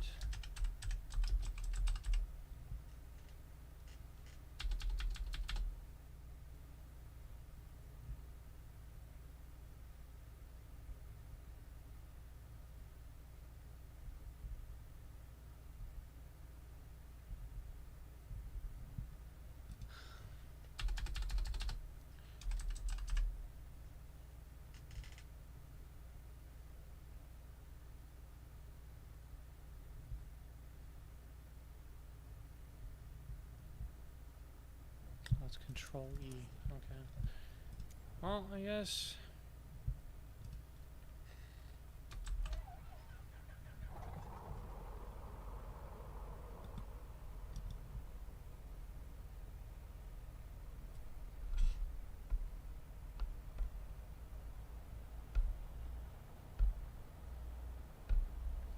Okay.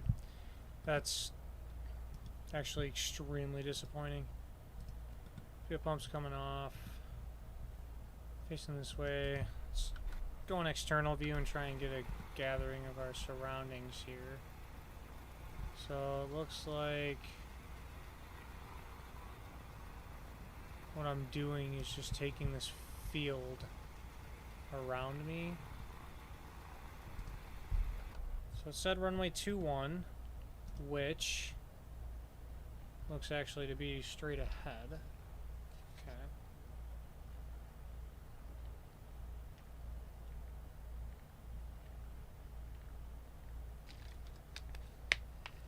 Very interesting. Okay, we'll hit enter on these. And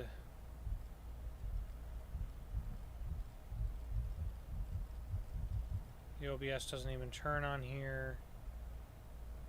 Oh, that's because I'm looking at the wrong freaking one. So this is attached to the bottom one here, which is good. This one's half, not half left.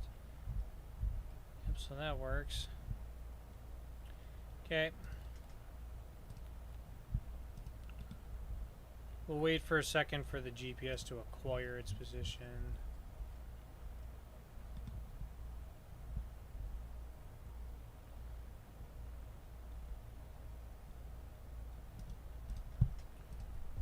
And I'm just gonna look around, get my bearings.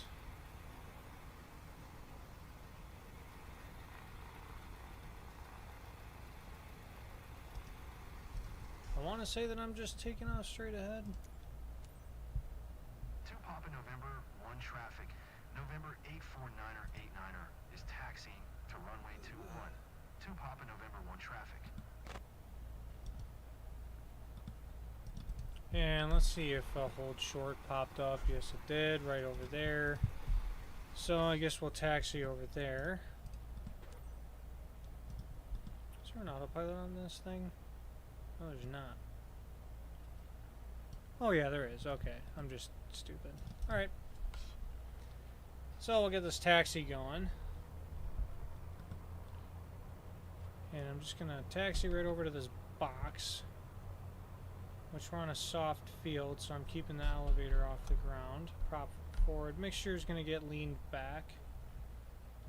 Oop, come on.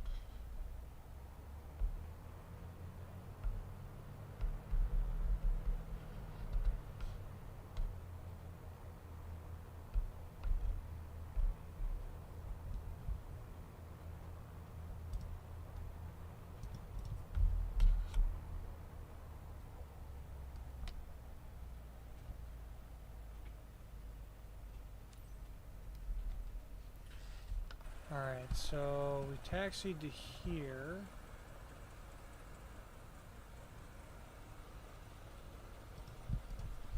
Okay, let's get configured for takeoff. So we're doing a soft field. So fuel pumps on, landing lights on, mixture's rich, prop full forward. We're going to do 2 notches of flaps.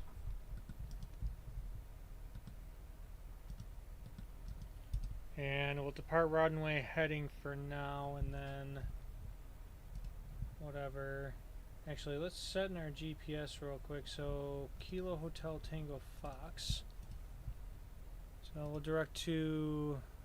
Oh, it's already in there? Interesting. Okay.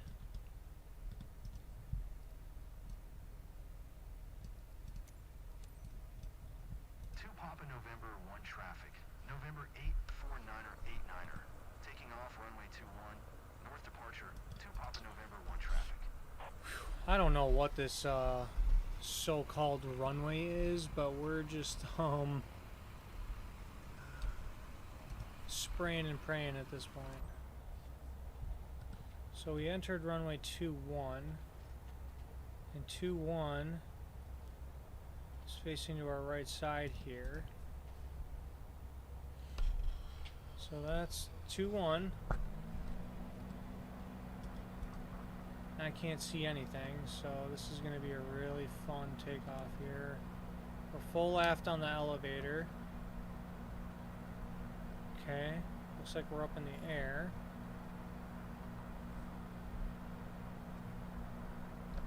Oh, got those winds again. Okay. Alright, cool. So we're climbing up to 5,000 feet apparently, even though I selected 4. Yep, they didn't fix the radio, it's still...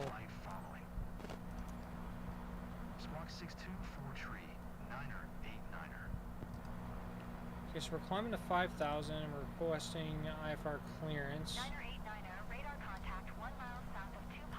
Oh, you know what would help is if I set my altimeter here. Acknowledge radar contact. Okay, then we have to request our clearance for some reason. Alright, let's turn right.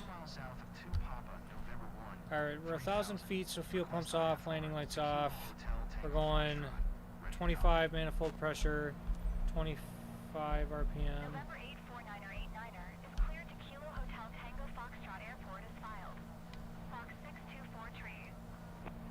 Oh, you know what? Oh. November 849er 89er cleared to Kilo Oh, I still got Hotel, flaps Tango in them. Foxtrot Airport as filed. Squawk 6243. Trying to do too much at the same time here, trying to figure this sim out. 989er, read back correct. Radar contact 3500. Altimeter 2959er, turn right heading 005. Resume on navigation, climb and maintain 5000. So 005. Turn right heading 005. Resume on navigation. Climb and maintain 5,000. 9er 89er.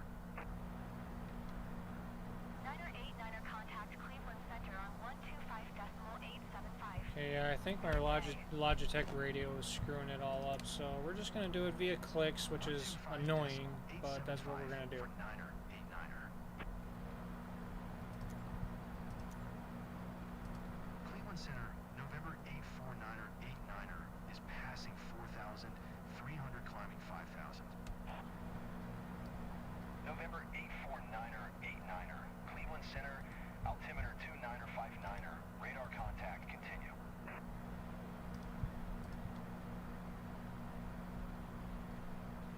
So I'm heading a little bit there. Oh, that's 5,000 feet. Manifold pressure's coming back. We'll do about 23, 23. Well, 23 squared. Very strange.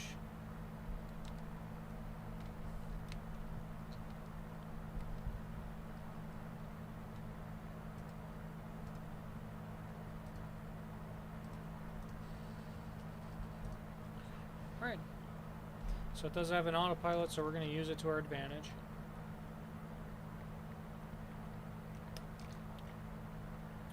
Kind of looks like we're already in the missed approach area of our missed approach from the RNAV 18 into Hornell.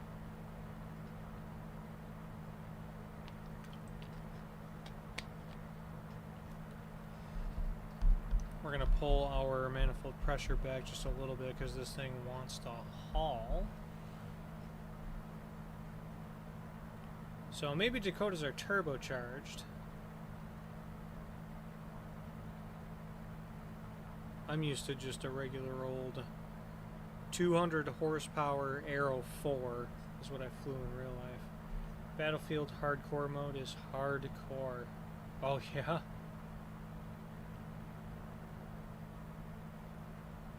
Define hardcore.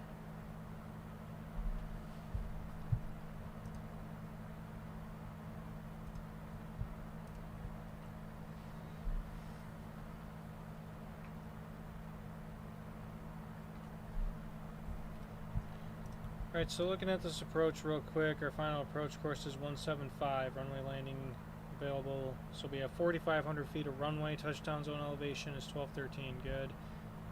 Missed approach, climb to 4,200 direct.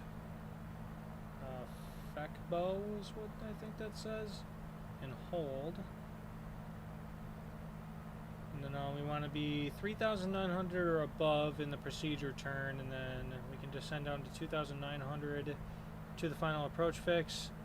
And then our minimums, so we have an LP, localizer performance minimums of 2,200. However, it's not with vertical guidance, so it's an MDA, not a DA. Alright. Very realistic, like mil-sim, little to no HUD in person and vehicles. Oh, wow. They really make you work for it, huh?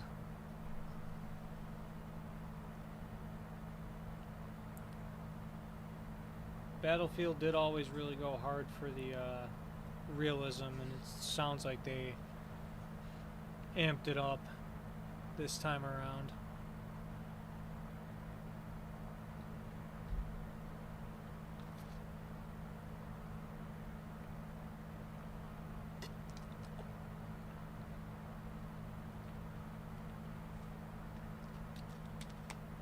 Oh boy. And we have turbulence again.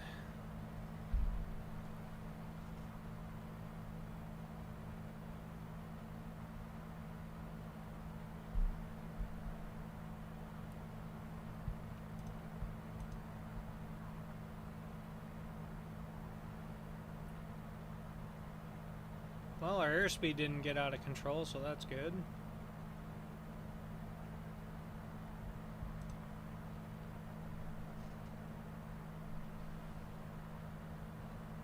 This is very interesting.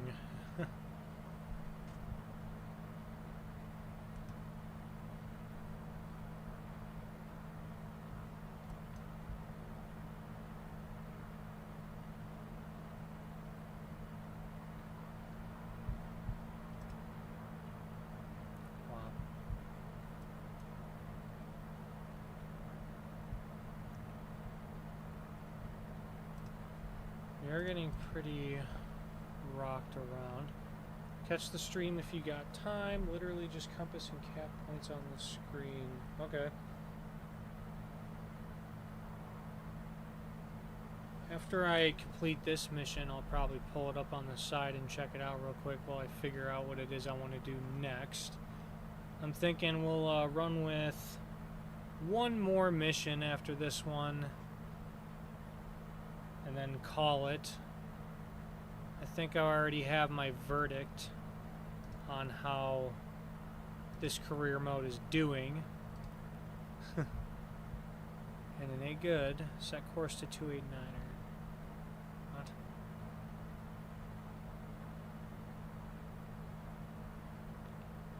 Why would I set my course to 289er? That's very not in the direction I'm going. What was it I was just about to do or say? Oh yeah. Yeah, I got my verdict on the career mode in this sim, which is not very good. And I don't think I'll be hopping back in anytime soon. At least not before the next sim update. It was worth trying it out to change things up, but it's a little dog.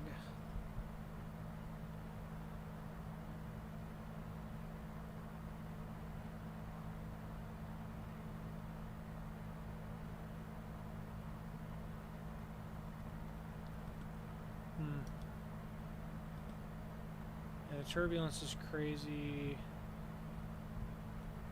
Can barely see the ground. We're getting close to the airport itself, but because it's nighttime and this airport has a little bit of hilly area around it, I'd prefer to do the instrument procedure.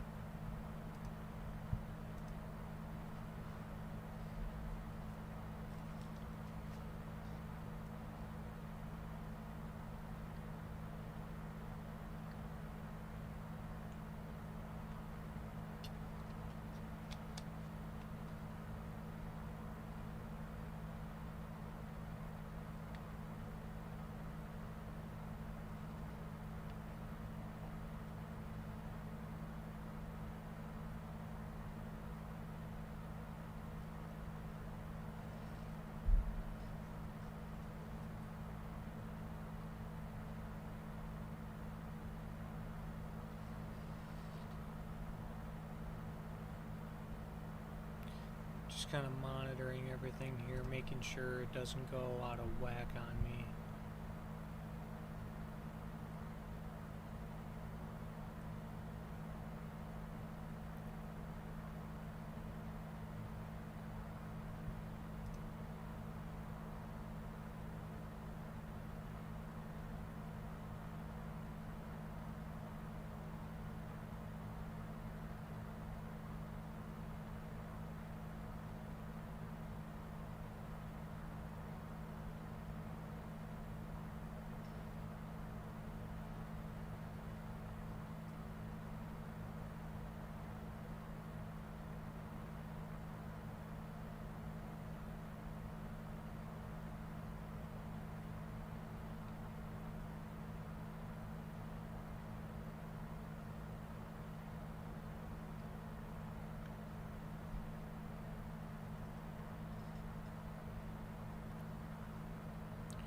Oh yeah, I'm definitely glad I'm doing the instrument procedure because we're getting into it now.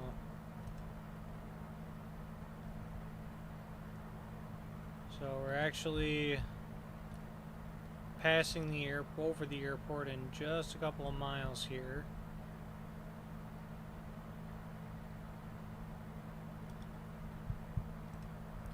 But nighttime, lower visibility, hilly terrain around the airport, definitely wouldn't want to do a visual procedure right now.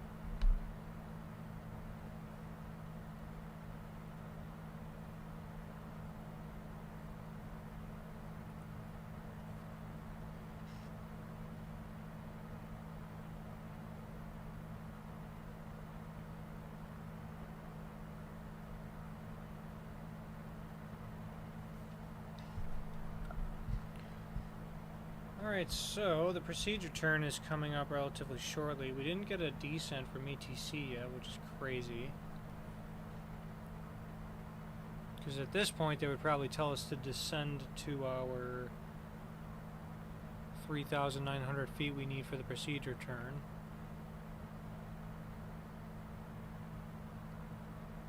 Then they would clear us for the RNAV 18.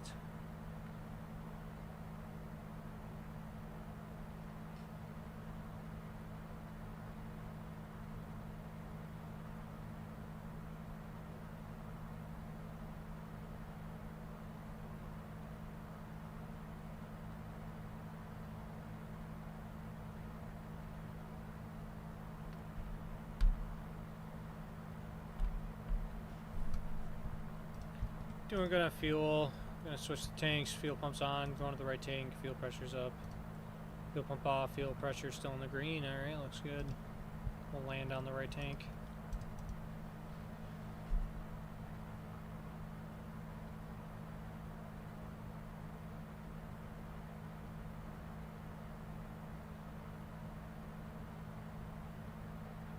Niner 89er, you can cancel IFR. Continue VFR to your destination.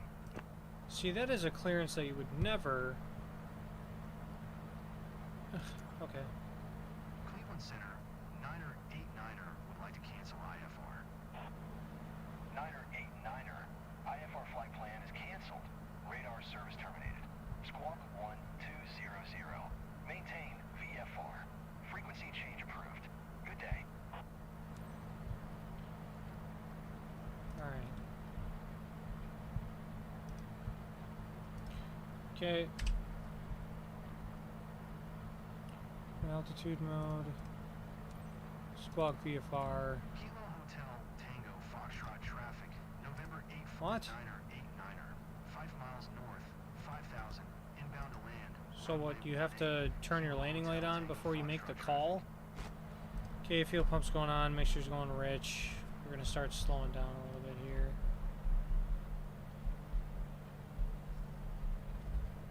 I couldn't even tell you what's going on anymore.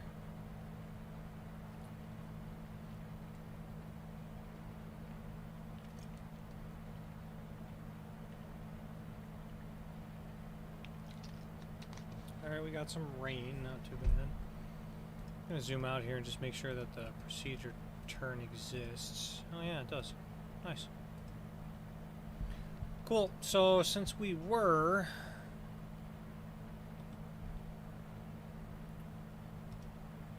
told we can go VFR, even though we absolutely should not have, we're just going to descend down...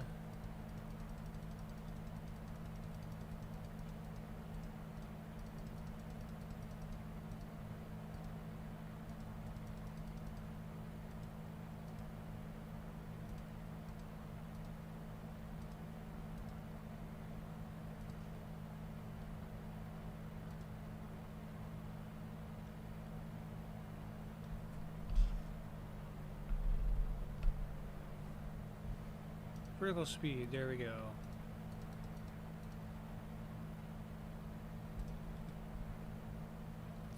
So we're going down to 3,900 feet. We're doing the procedure turn at that altitude. And once we cross back over Ugile, we're going down to 2,900, and boy is the turbulence really something right now. Okay.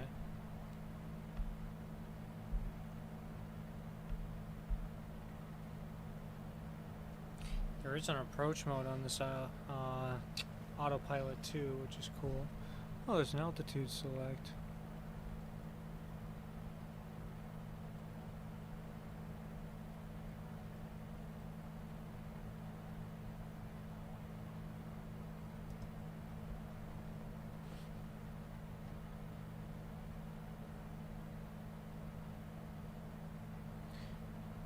So if there's an altitude selector, I wonder if it's gonna auto level at 3,900?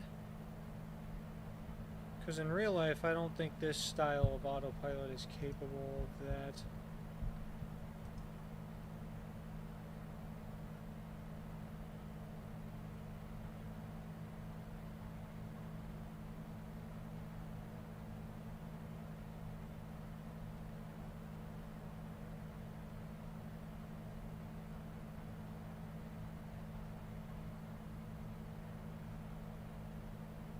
Oh, it does. What do you know?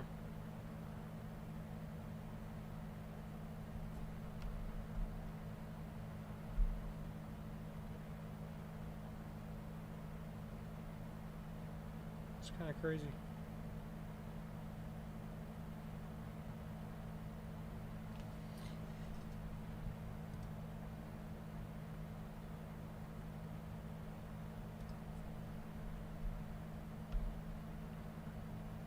Definitely going to be another Flaps 2 landing because of how frisky it is.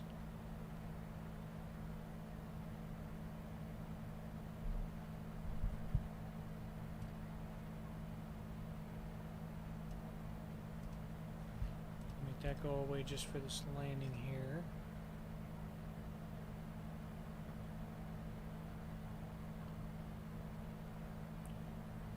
Alright, it's entering the teardrop. That's pretty neat.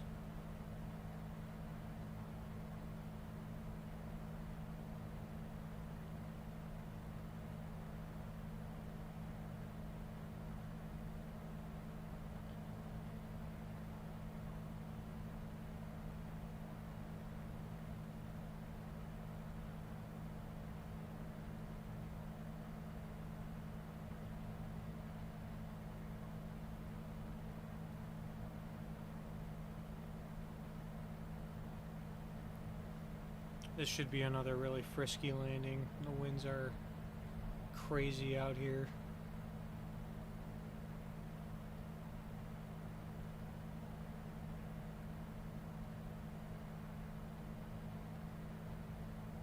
Okay, it's doing that procedure turn.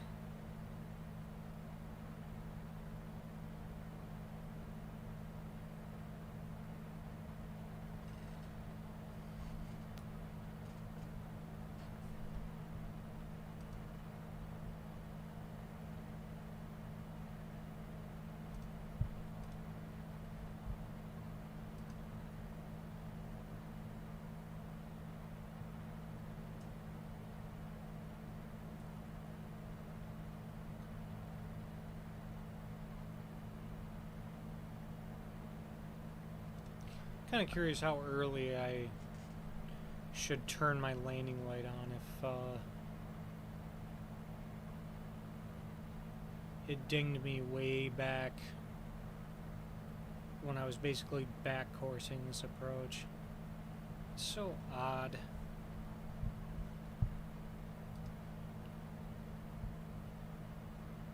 Alright, so we're going to set 2,900. We're going to cross over Ugile.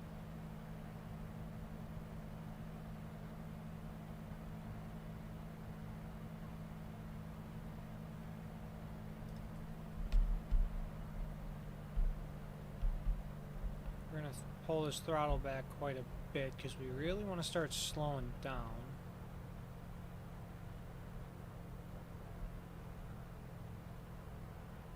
Okay, I might even get a notch of flap in here. We're below 100, so prop's going full forward.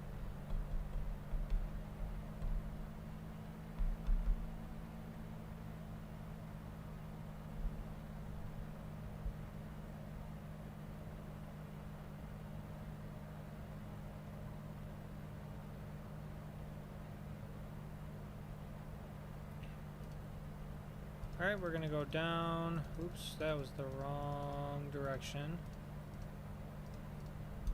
We're going down to 2,900. So that's where we want to be for the final approach fix.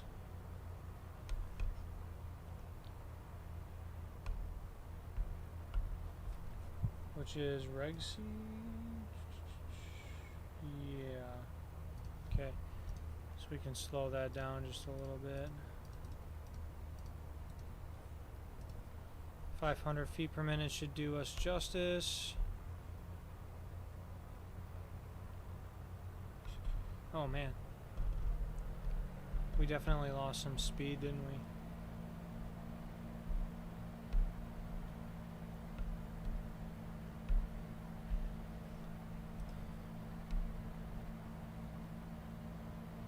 And then we'll make this final radio call right before ATC, or right before we cross the final approach fix. I'm getting a vacuum system enunciation because I'm low power.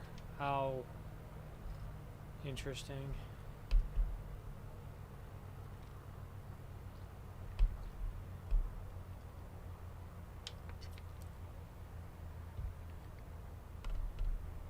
Funny enough, though, I've seen that before.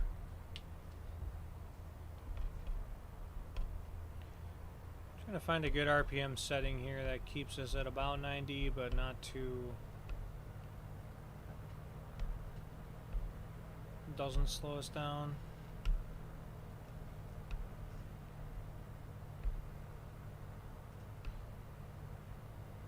Dakotas are definitely a little more different than the Arrow.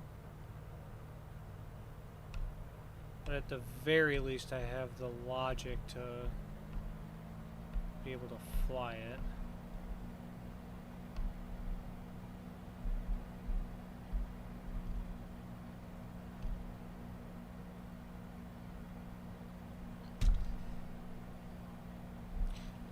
I'm pretty sure the max RPM is located in the wrong spot. You should certainly be able to go above 2400 RPM. Unless there's something about the Dakota that I don't know.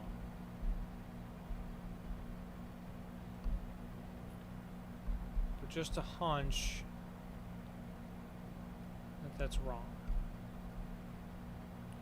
Wow, we are getting clobbered over here. Alright, I'm just going to make the radio call.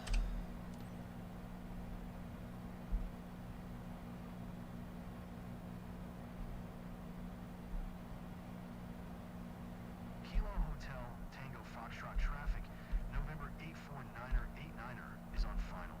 Runway 18 to land. Kilo Hotel Tango Foxtrot traffic.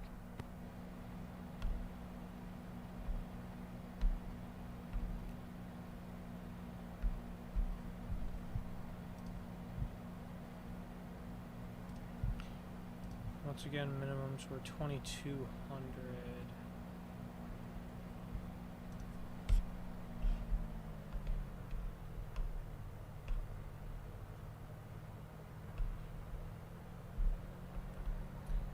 Yeah, I just cannot find a good RPM setting to hold our speed.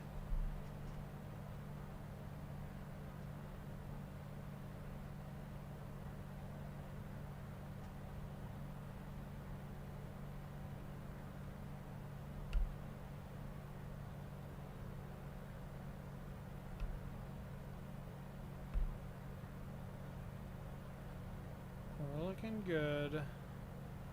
Maintaining our course. Normally I would set the CDI where it's supposed to go, but I just look at how slow. Oh, I didn't know I could do it like... Okay, that might be one of the things that 24 has on 20. I definitely like the way that that just controlled. That is very actually good to have discovered. Alright, crossing over, so let's go ahead. Vertical speed mode, we'll go 500 feet per minute. I do see the runway, but I want to use the autopilot to keep me stable for now, just because these winds are crazy and we're supposed to take good care of this aircraft.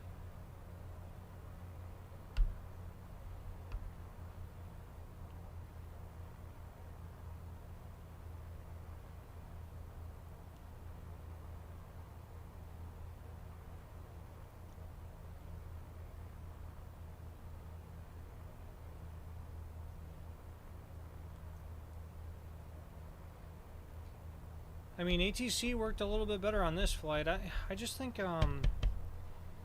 my Logitech radio panel doing the frequencies manually kind of made it tweak out.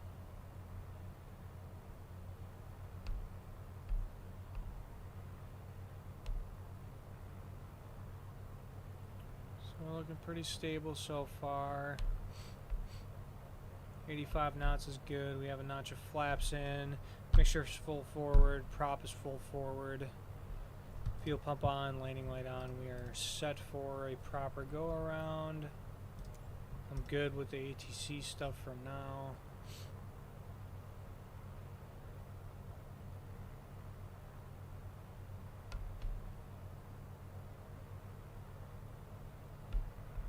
And hopefully we can land nicely.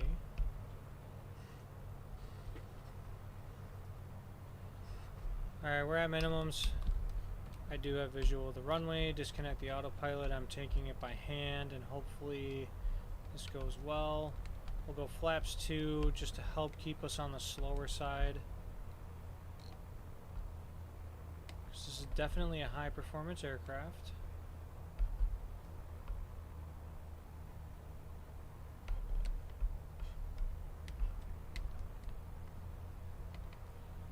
Okay, getting closer to the ground. We're not getting tossed around as much, so that's cool. I don't hate that.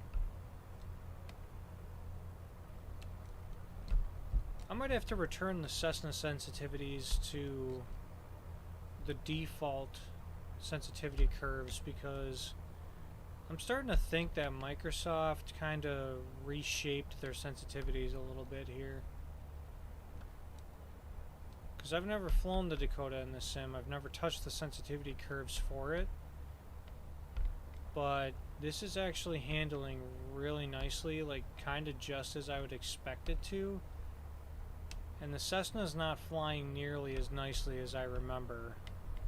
So I probably have to do some adjusting there and put everything back to normal, which is fine.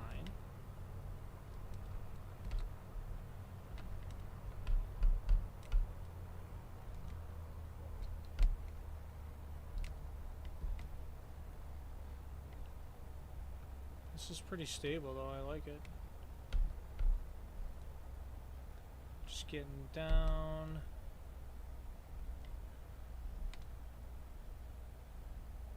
Nice smooth landing perhaps. It'll be all the way down the runway, but that's fine.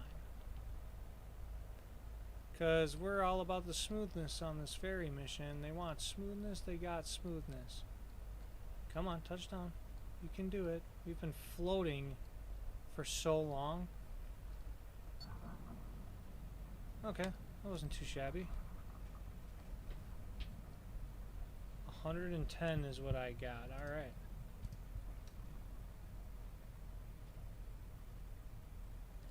And we're just going to be really, really easy on the brakes.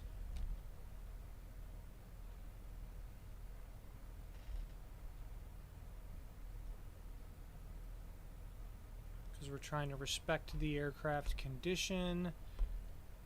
And what am I seeing up here?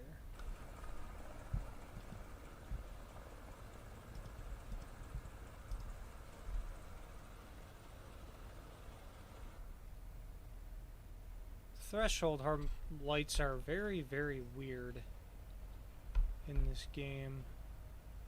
They don't look very even. Oop, there's the grass. Okay. We'll just roll to the hold short that it wants us to go to. Make sure lean, flaps up. Okay. Fuel pump's off. Landing light can stay on since we're taxiing. Flaps are retracted. Fuel pump off. Good. Squawk and VFR. Alright, good. Let's make our taxi announcement. Kilo Hotel Tango Foxtrot traffic. November 849er is taxiing to parking. Kilo Hotel Tango Foxtrot traffic. And it looks like we're down there. So we're going to make a left on this taxiway.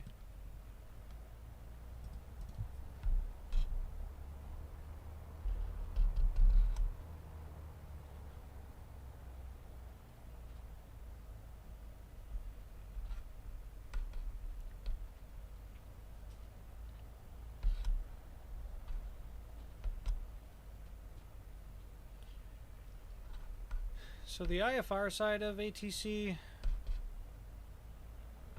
worked a lot better. But at the same time, I didn't use my Logitech radio panel, so maybe it's just appeared better than VFR because I couldn't screw it up. I don't know.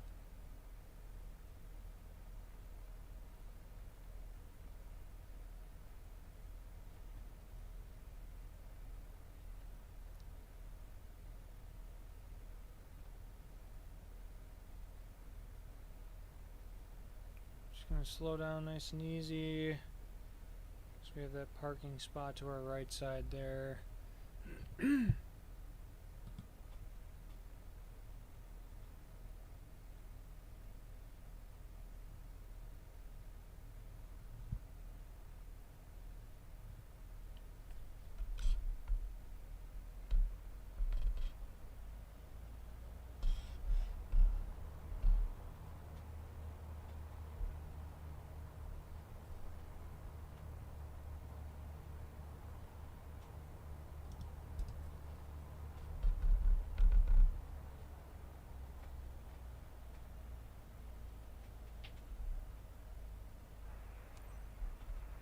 Welcome to Hornell.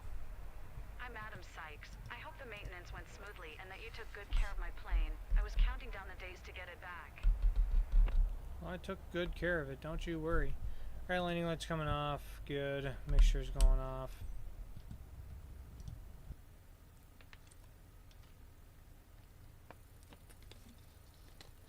Ooh, landing smoothness was a lot better. That's good. Little 85% ski. Alright, an S tier. I like that. Landing lights on night landing. But we had them on. We just passed over the airport because we were doing a procedure turn to rejoin the final approach course. So it's things like that that I just don't think you can get by. I don't know if I'm supposed to just turn my landing light on like way early in the flight. I don't know. But you know what? We got an S tier, so I'm not going to complain much about that. Just very intriguing that we got docked on that. So we're going to go next. See how many credits we picked up for that one. Not very much. And the reputation barely got bumped up. Okay. Still level 82, whatever that means. Alright. So, I am definitely going to do one more mission and call it for tonight. And then before I leave, you know, we'll definitely go in depth on my thoughts on the state of this career mode. And I have a feeling you guys already know probably what I would have to say about that. So I'm going to be right back as I look for a mission. Hang tight. I won't be gone long. Just trying to figure this out, and yeah. But I will get back to you. Hang in there.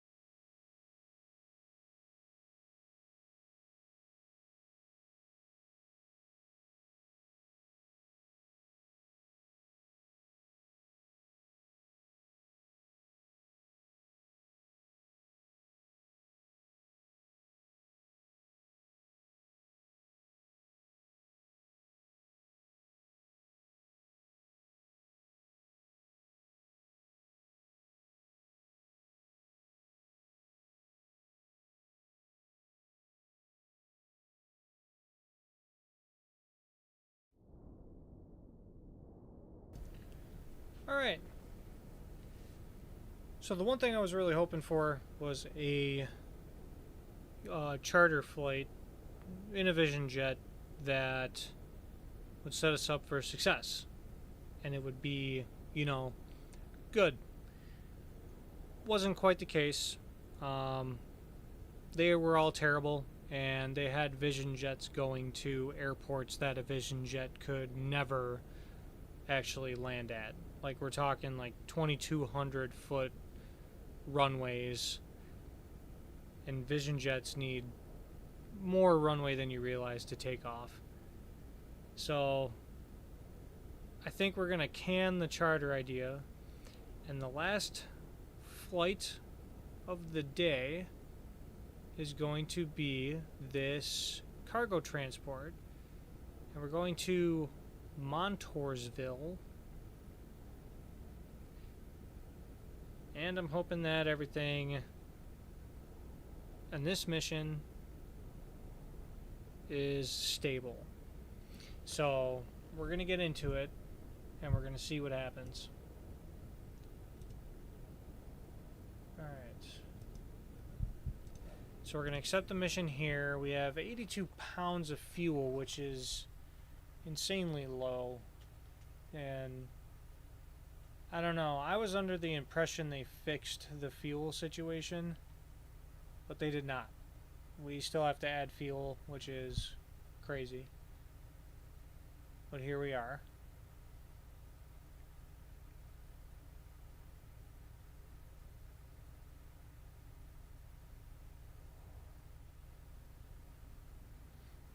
Let's see, are we IFR? So let's go to the FB and check our flight plan here. So it has us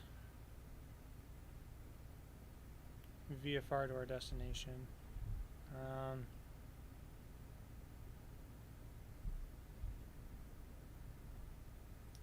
Honestly, at this point, I might just say sure.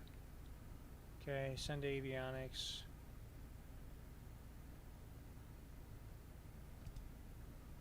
Good. I think I'm just going to call it there and see what happens. Might have to improvise from there. Because honestly,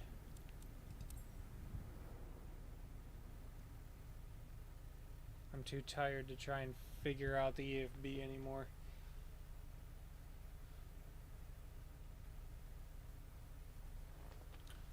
So last flight of the night, we're doing a cargo transport. It does look like this one's a daytime flight. It's not, you know, live time or whatever have you.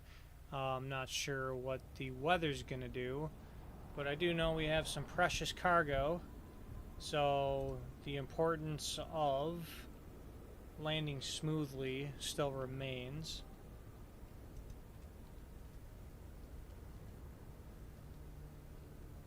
There we go. All right.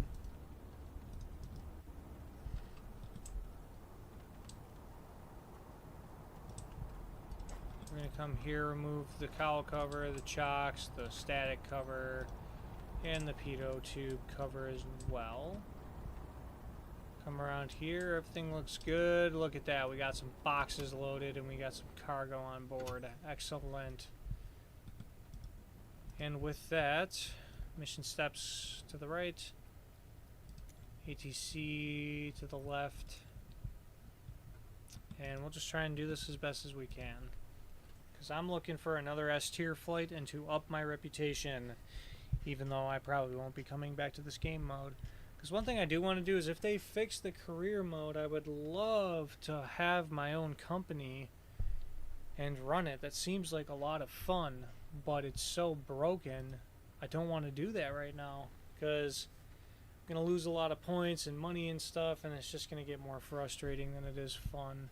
So, yeah. Just one more second as I get settled here.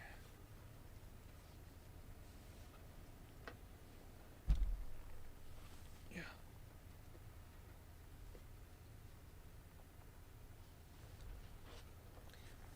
Got a little warm, so I have to take my hoodie off. And you know what? We're in the plane. We're flying. Let's get that video camera on so you can see what I'm doing. Sweet. Hello, hello. All right.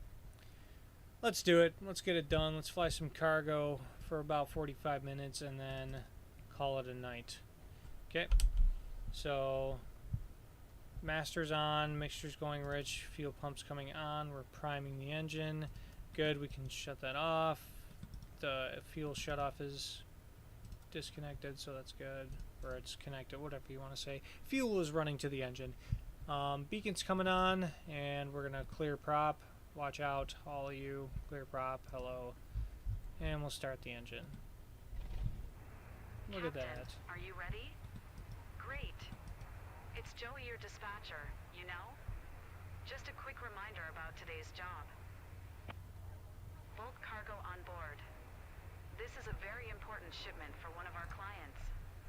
Needs to get to Montoursville promptly. Our skids are built to handle turbulence but maintain a constant flight speed. Let's keep our delivery on time and safe. You have all the pertinent information in your flight packet as a reminder. Safe travels. A constant speed. Alright. Yeah, Joey, I guess. I mean, Joey can be a female name. I've heard of that before. Not often, but I've heard of it. So, look at these boxes. The graphics in this game are honestly really good. It's just, this game itself needs some work.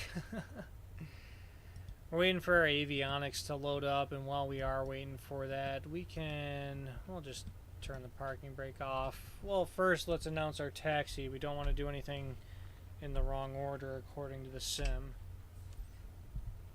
Kilo Alpha Oscar traffic.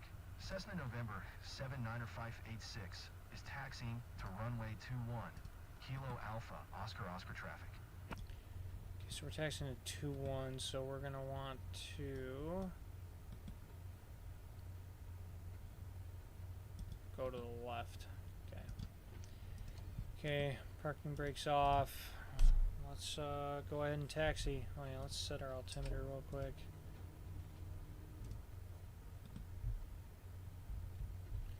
Altimeter's already set. That's interesting.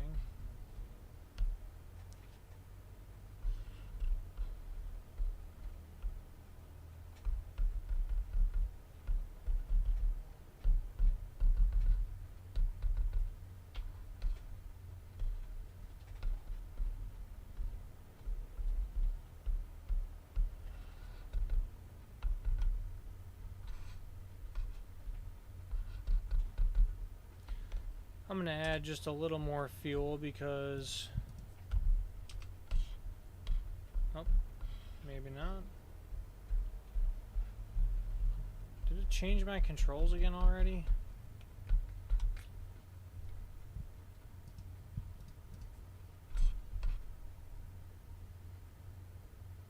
It must have. Alright, you know what? Here's what I'm going to do. I'm going to go to my settings and verify that everything is still the way I want it, because I don't think it is.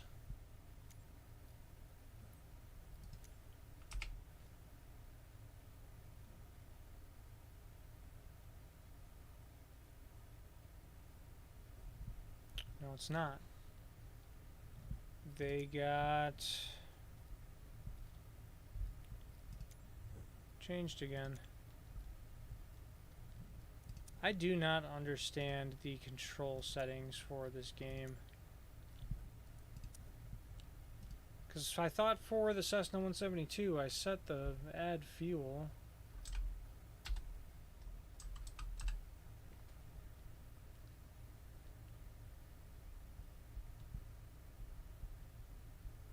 But do you have to do it for each variant?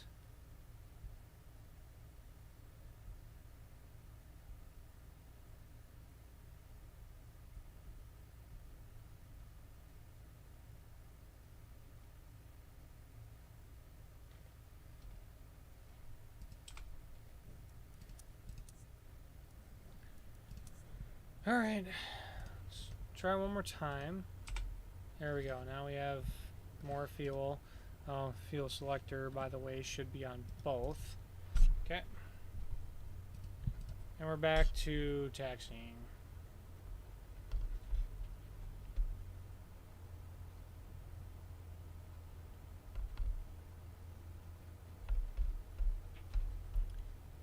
Need a lot of throttle to get this thing moving. Some might say a little too much. Oh, look at that. I could have just taxied to the left over there anyway. Oh well. I'm only here so I don't get fined. Bad joke. Well, you know what? I forgot. I set the incorrect altitude for direction of flight, but I think this sim is just going to handle it for me anyway, so...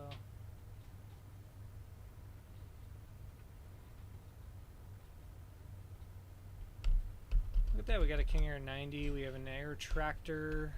That's kind of cool.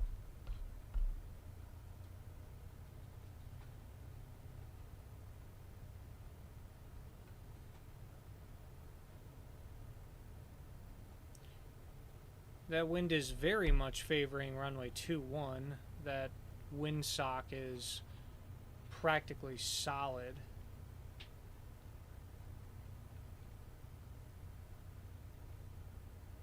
Okay, so do I have to announce that I'm crossing this runway? Because, you know, you dock me points for things that you don't give me options for. So since we're crossing a runway, I'm going to have to turn the landing light on and the strobes, clear both directions, which would look good. The aircraft is not wanting to turn where it's supposed to go for some reason.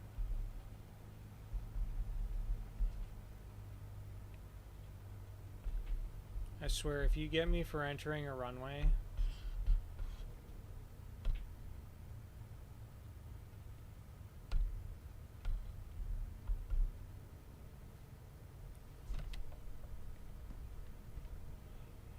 I'm gonna have to fix these sensitivity settings.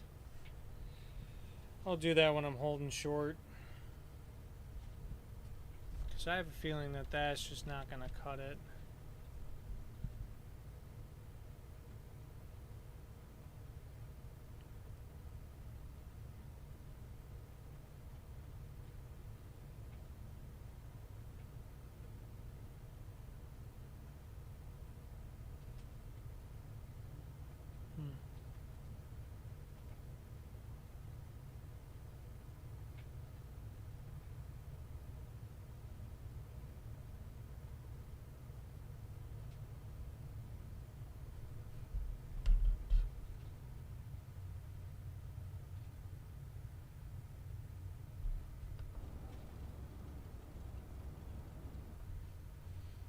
Oh, my flaps are down a setting. That's really interesting.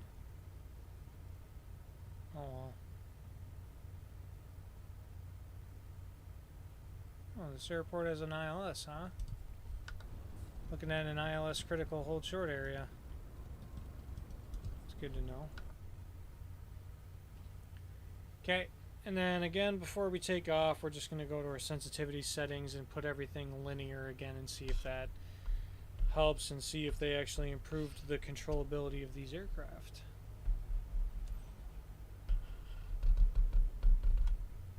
Alright, so let's stop. Go to our menu, settings, controls, the yoke.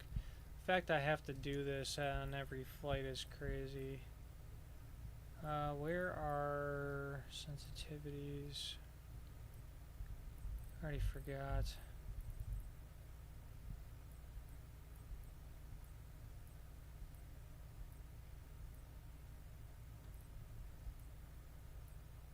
Is it in miscellaneous? No.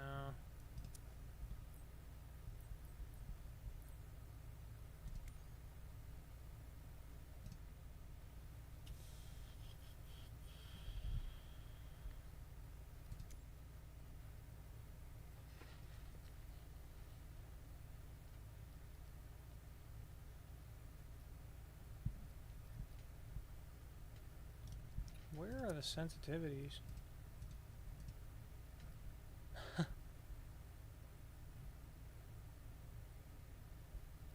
Oh, brother. Here they are. Okay.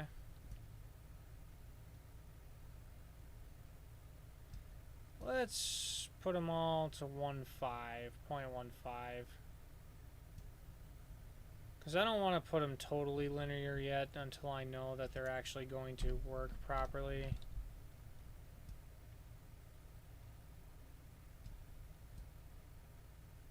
Because linear in the past has always just been aggressive. Oh, you know what? I should also do rudder pedals, huh? Or no, that's not even part of it. Oh, but it is part of throttle control.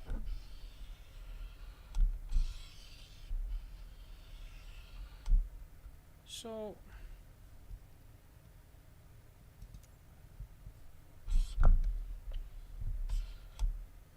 I have to move. So the throttle is incorrect. Rudder pedals, let's see what we get here.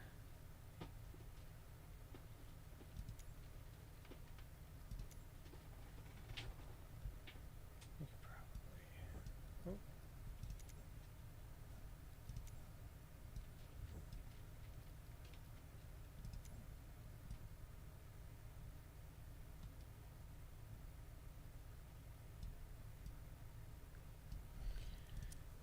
The question is am I going to have to do this for another Cessna again? Probably.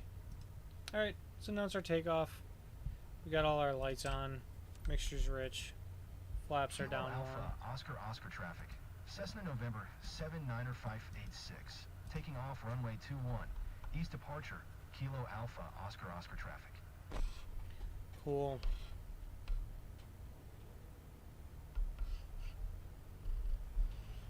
Yeah, the throttle is not good.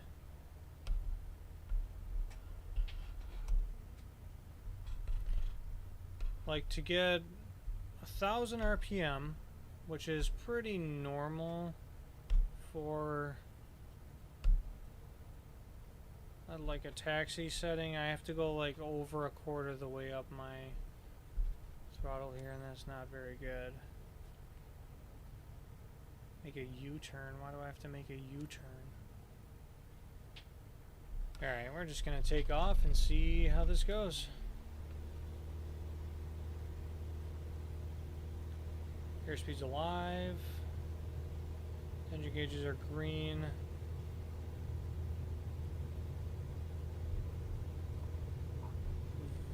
Rotate.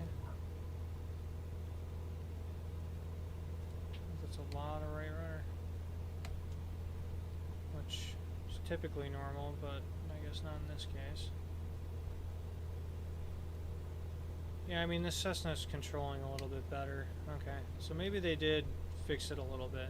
The elevator's a little rough, but the bank is better. Climb to 3,300 feet? What kind of altitude is that? 3,300. I'm VFR, so it should be 3,500 if I'm heading eastbound.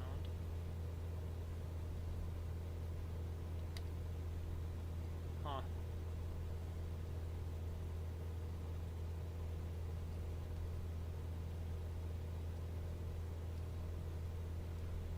There's a good little wind right there. I don't know why the plane's not turning. Even when it's bumpy, the plane is still supposed to turn.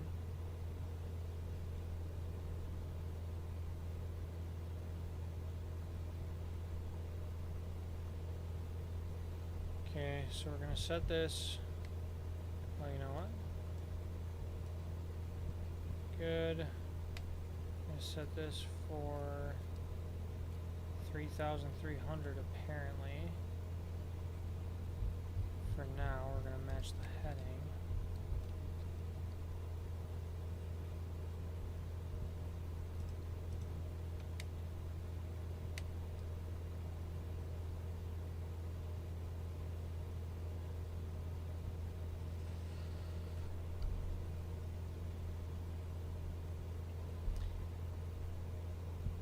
don't know what vertical speed it's set to. 600. Yeah, that'll be fine.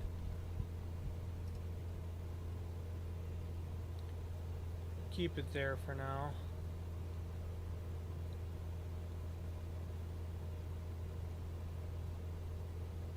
Oops. Totally overflew my course because I stopped paying attention for a hot second there. Okay.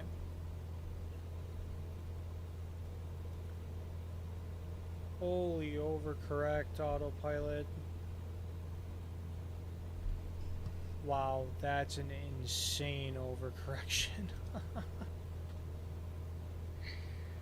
This is why you just fly the plane first and then do the autopilot. But at this point, I'm just trying to get the mission done.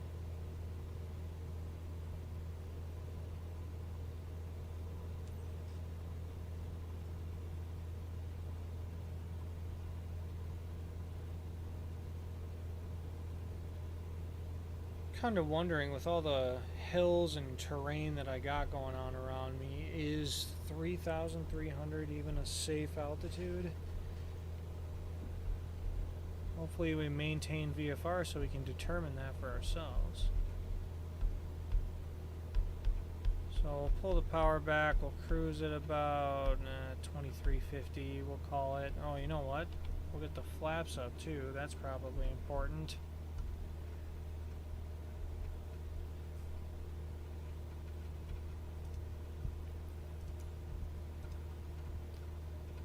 I can promise you I'm not this garbage at flying in real life.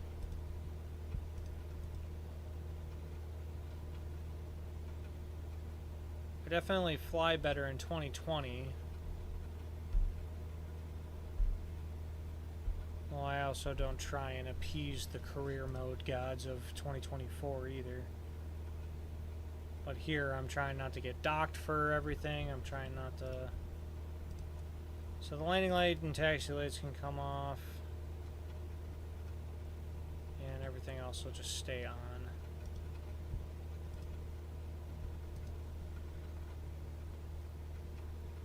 And the weather conditions aren't fantastic, but we are VFR. We have ground contact.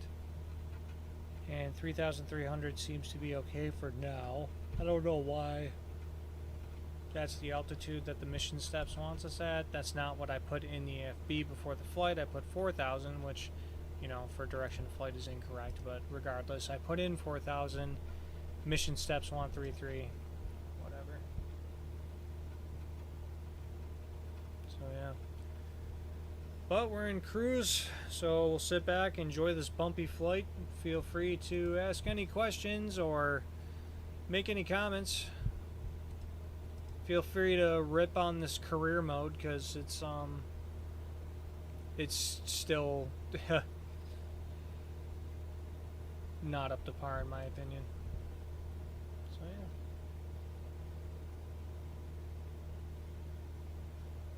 See you in a sec.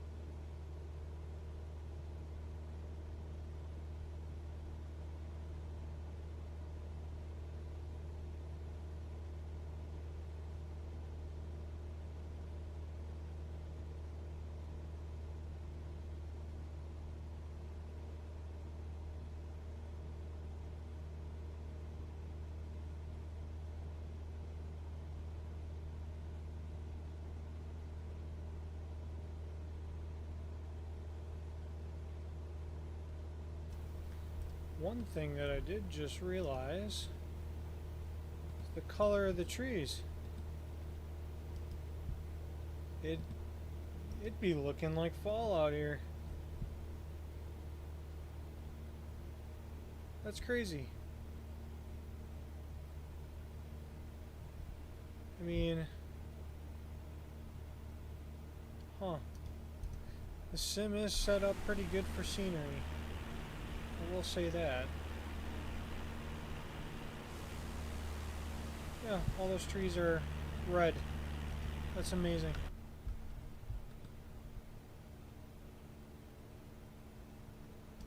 Huh.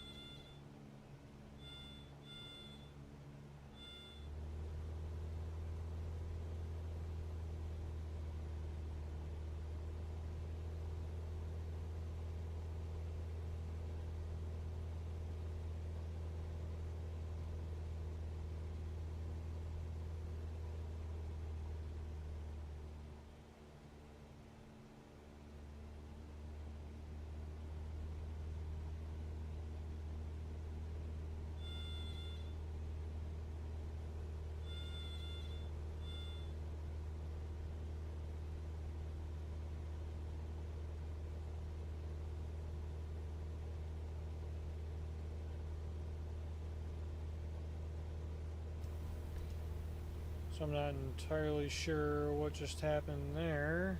My autopilot decided to pitch up like crazy and almost stall us. I just hear our stall horn going off. I'm like,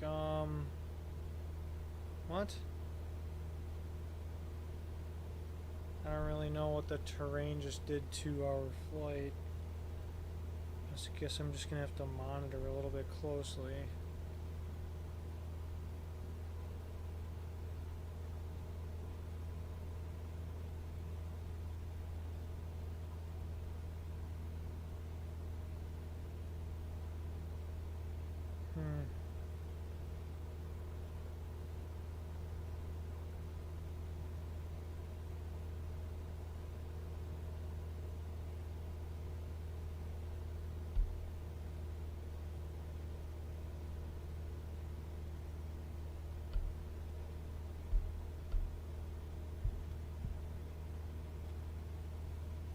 Okay, hopefully it stays put. I don't know what's going on. I'm just getting rocked around. The turbulence is just way too much.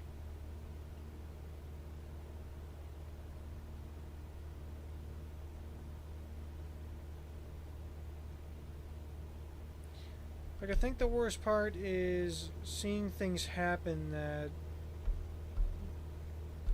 I thought I heard were fixed.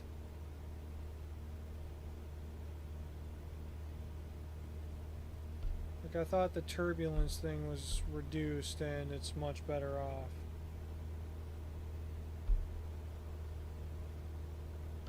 But this don't look much better to me.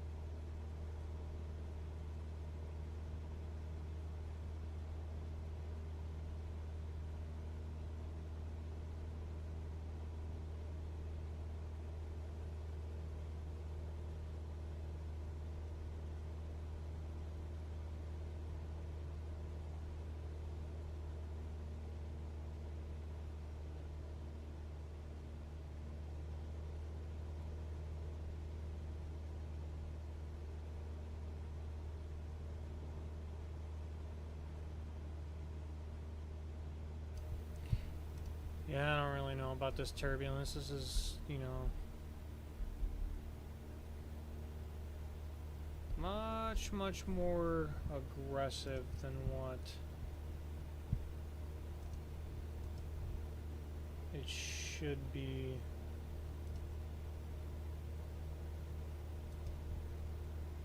Trying to think here.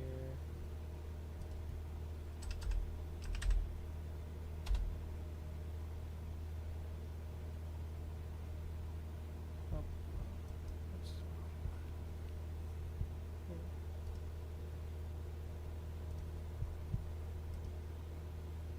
trying to keep my speed because that's what the cargo missions want you to do, is keep your speed.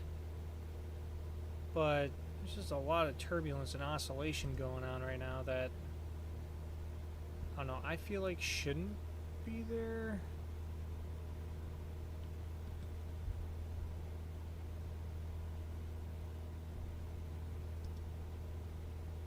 I find it funny how we're going direct to the runway and not the airport.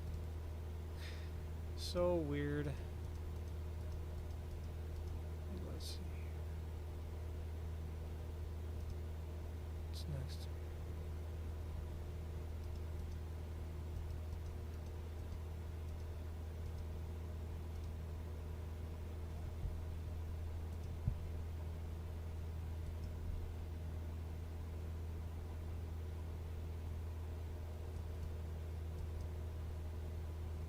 IPT.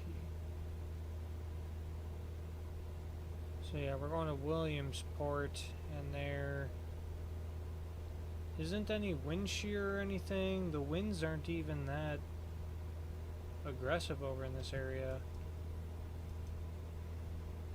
But obviously this mission isn't in real time because it would be dark over here. It seems like it's trying to do real weather. I mean, as far as like the precipitation in the clouds, it's pretty real weather right now, but the turbulence just doesn't make much sense.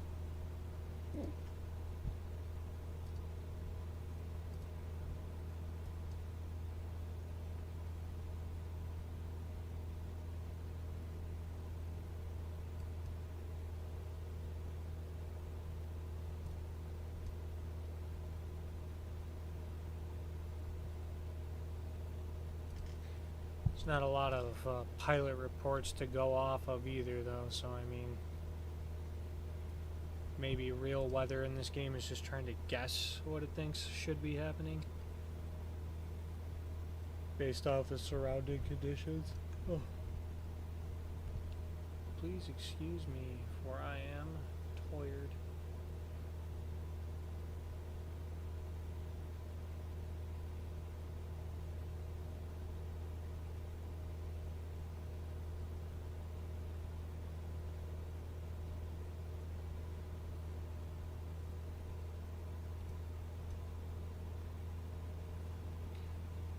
Yeah, I mean, like, those bumps right there are just ridiculous.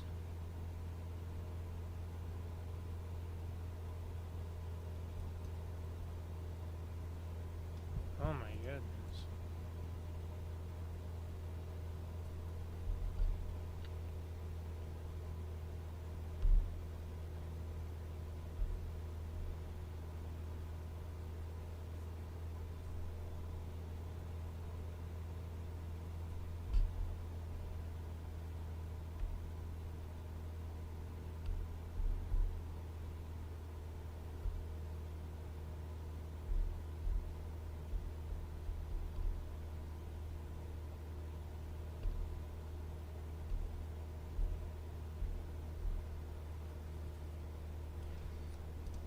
This turbulence would be more believable if the winds in the area were actually like high and super gusty, but they're not. And I know terrain makes it a little bit, you know, rough because the wind starts going in like 80 different directions, but you know, if the wind's not particularly strong on the ground, there shouldn't be as much bouncing around as what's happening right now. It's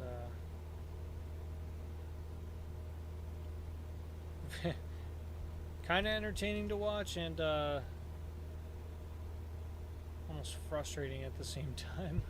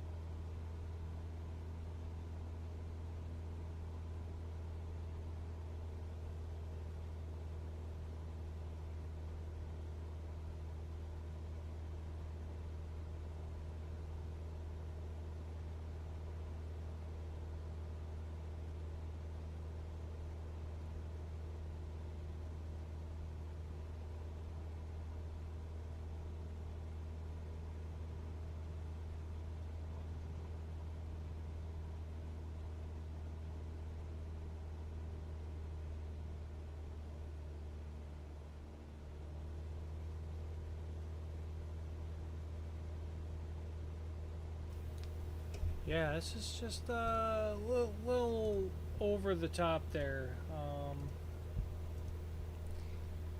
Might even have to try and turn that setting down. That's just way too much, even for like the mountains and stuff. I mean, or hills. Because like I said, you need the winds on the ground to be pretty high speed and aggressive.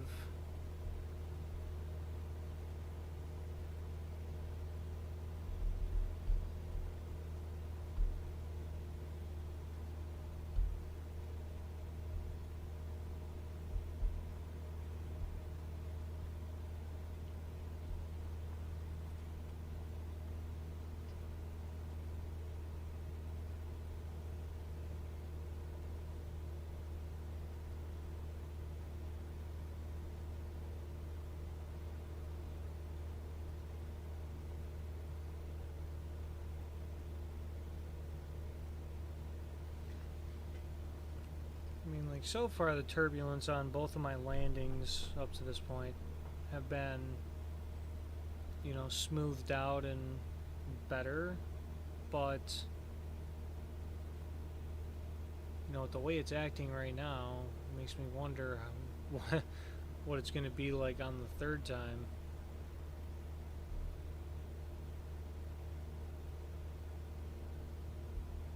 Is the landing going to be just as crazy? Turbulence wise?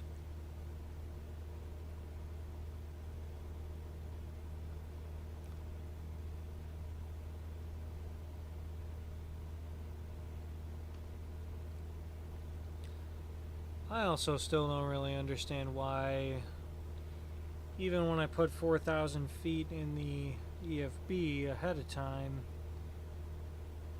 it made me climb up to 3,300.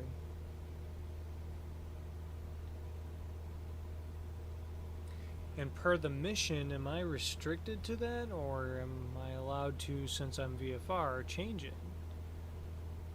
Because you never know what the mission rules.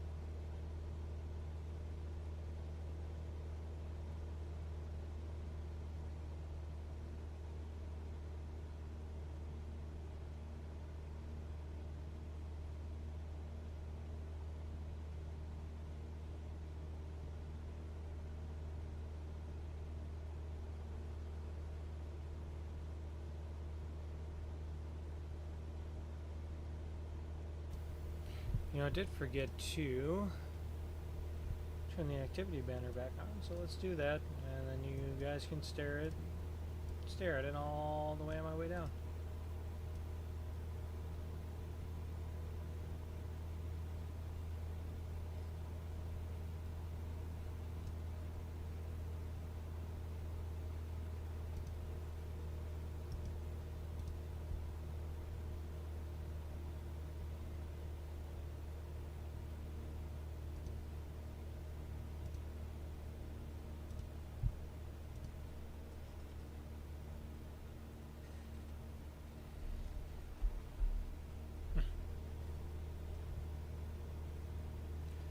I have absolutely no idea why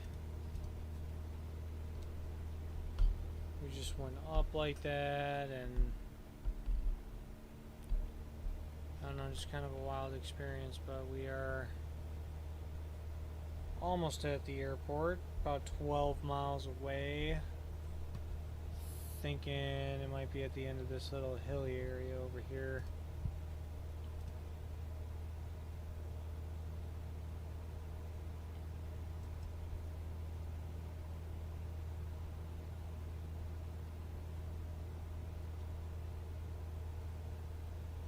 Looks like it may be just to the north of it.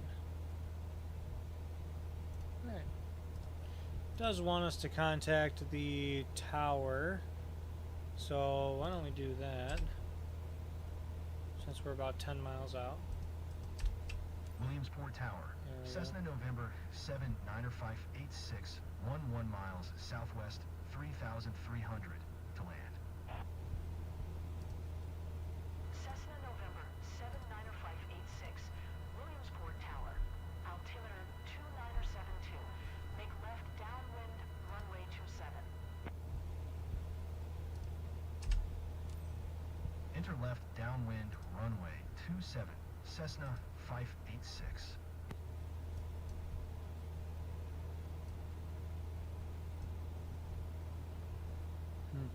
Okay, so left downwind for runway 27.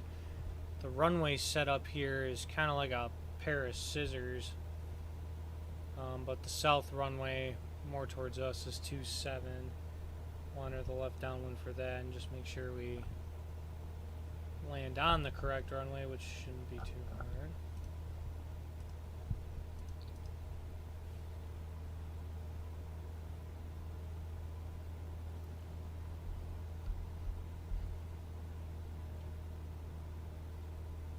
Still trying to keep the speed consistent as per the mission set in the beginning, but it's like impossible when the turbulence is probably about 10 times what it should be. I don't care about that anymore. Too late to set the course now. Haha. Oops. Okay.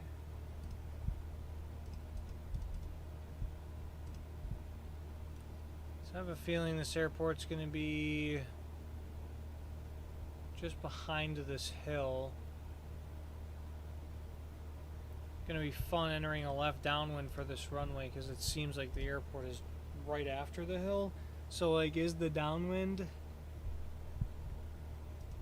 like this crazy 528? So 1,600 feet would be pattern altitude, but we got to see what's going on with the terrain here.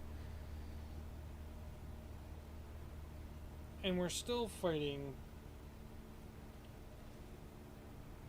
turbulence that's way over the top. My goodness.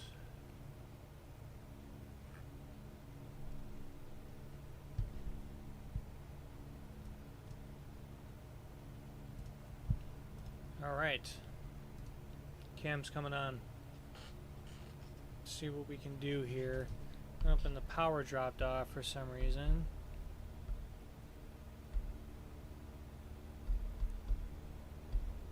I don't know, in real life I've never really had a fluctuation in power like that. At least that aggressive, you know, when you're pitched down, the RPM increases. When you pitch up, it decreases when you have a fixed pitch prop, but I don't know, those are aggressive changes in RPM for the conditions. Yeah, I see the airport right here, just behind this hill. We want to enter that downwind, and look at that. The RPM is just dropping by like a couple hundred RPM. That's very unusual.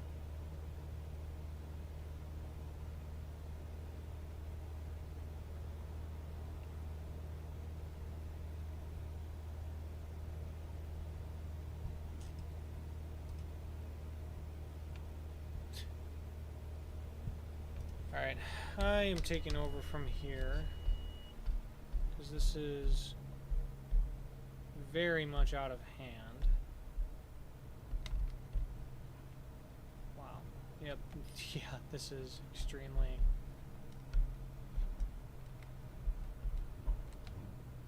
Jeez. Whoa, what is going on?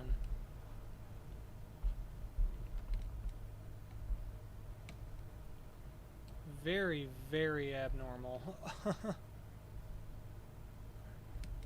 You can only get this kind of turbulence in a thunderstorm.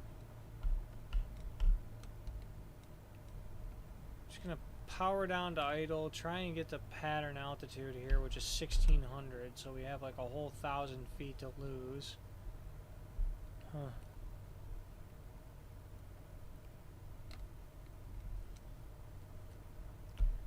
Yeah, that turbulence model,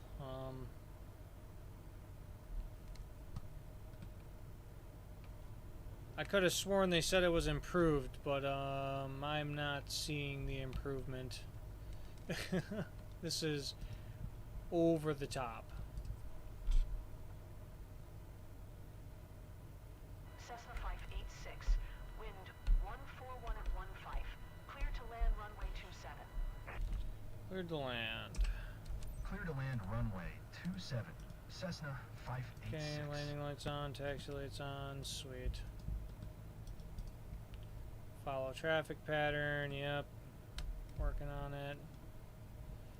Trying to anyway, but the turbulence that doesn't exist in real life is going crazy. Now we're descending rapidly out of nowhere. Oh. Alright, so we're below 110, so first notch of flaps can come out. If the plane would turn, that'd be nice, because the fact that the plane is not turning is so odd. You wouldn't see the plane not turn in real life.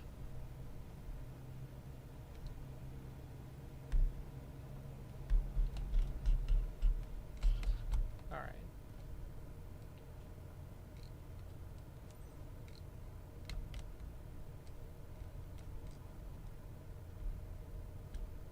Alright, let's get that speed off, which we should be able to do. The plane should not still be doing 90 knots right now. It should be slowing down. There we go. Holy wind shear. Alright. This is... Holy man. What?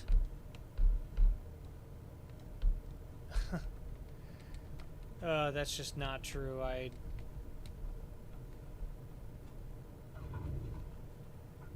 145 isn't the worst, isn't the greatest. Why is this plane really trying not to go center? Dump the lift real quick.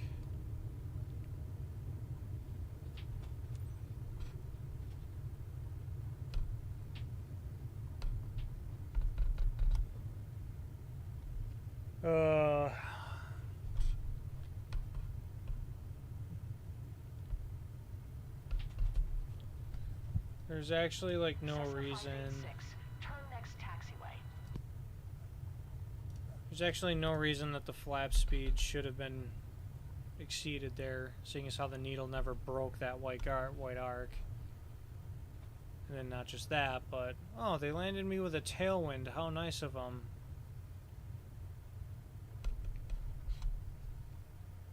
So yeah, definitely shouldn't have exceeded max flap speed then. That makes no sense.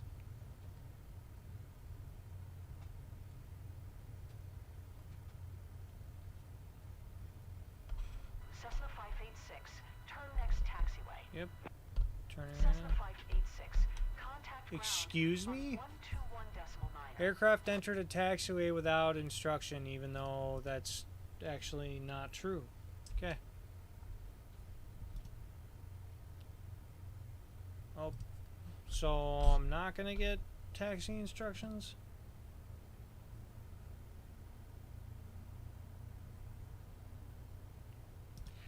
Alright, so we're leaning the mixture, flaps are going up, landing light can come off, strobes can come off, and let's taxi to the ramp. And I'm halfway up on my axis and just barely hitting 1,000 RPM. So let's just get this cargo back. So this is probably not going to be an S tier because it dinged me for two things that just didn't really happen.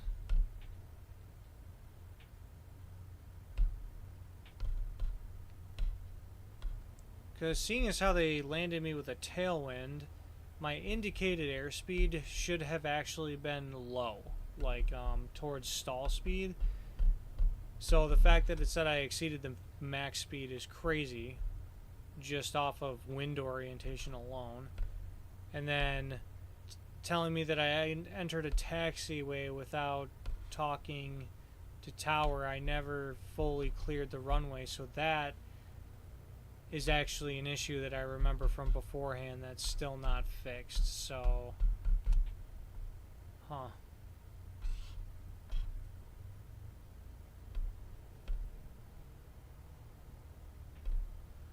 So we'll just park, end the mission, and we'll have a little discussion on this simulator's career mode.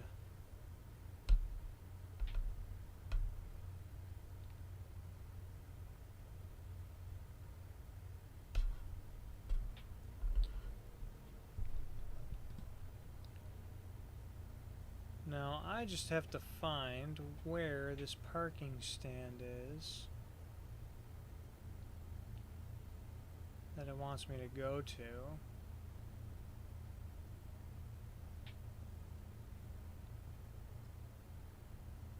Looking for a big blue box.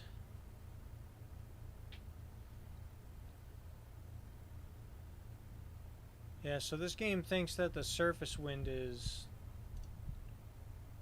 insane when live weather is reporting winds calm. So yeah, I don't know. Where's my blue box? What am I looking for here?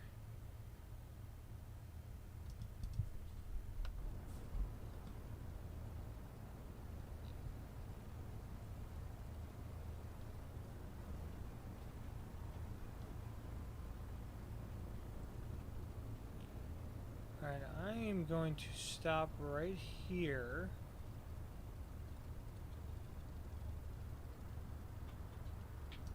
And I'm going to see if I can't remember the setting to get that.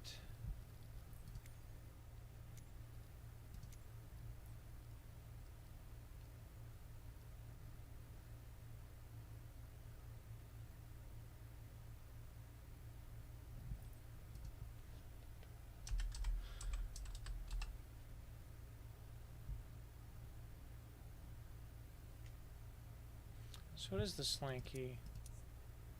Do they just not work anymore?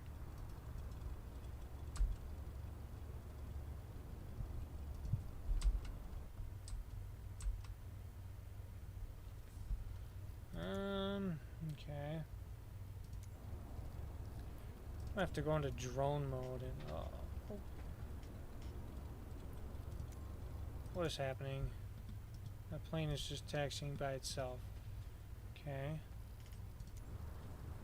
My goodness, this is atrocious. Is it really? So the drone movement controls remain the same, but it deleted my look around controls. So there it is. I could have taken the left and okay, I see it now.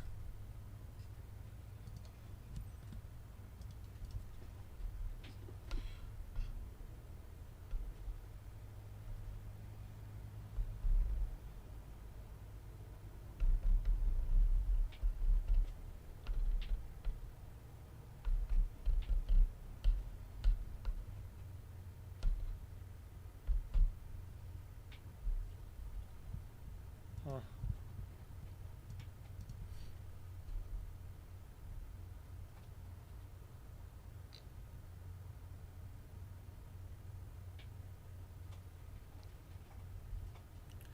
Well, definitely not going to be an S tier flight.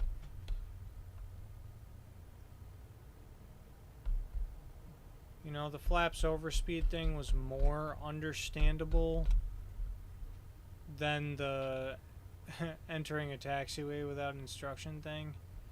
But both of them were very much didn't make any sense.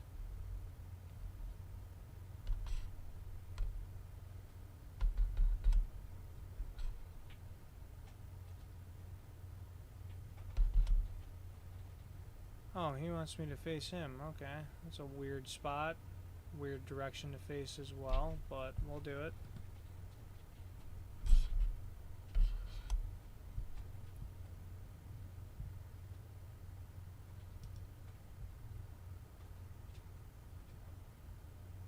Why are you telling me to turn right? I'm not turning right.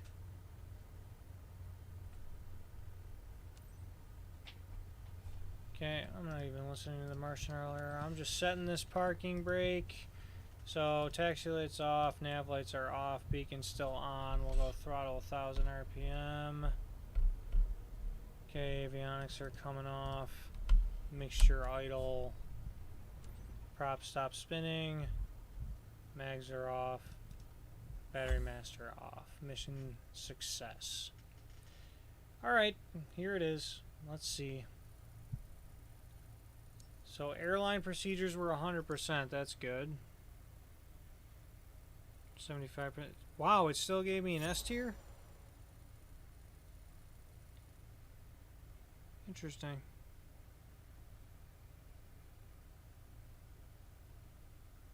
I'm not going to argue with that because, you know, part of me feels like the game knows it's broken, so it gives you more points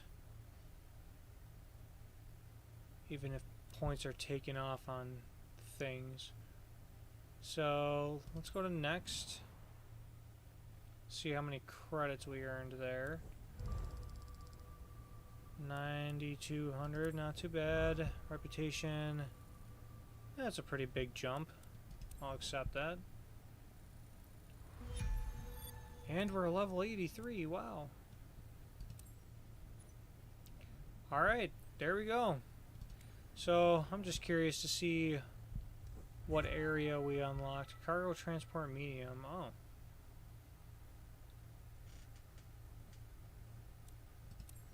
We unlocked a new job?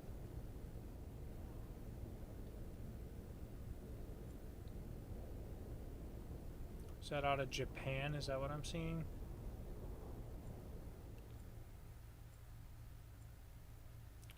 Oh, that dropped a couple of charters. What are we looking at here? Vision jet to Teterboro and its normal airports, of course. And this one as well. Wow. Okay. Wow. If I didn't have to go to bed, I would have totally ripped this one too. And I bet you it's going to be gone by the next time I even play this. Alright, well, that's fine. I'm curious to see what the criteria was for the medium cargo transport. So we got our turboprop, perform cargo airplane missions. Interesting. Oh, you can do it in the 404? That's kind of cool. Sky Courier. You can do cargo in the PC-24. Wow.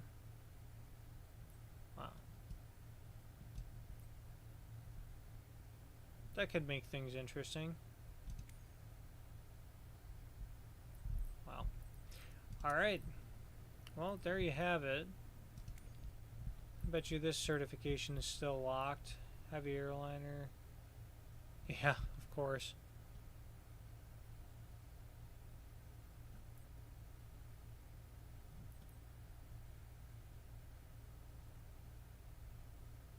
Future update.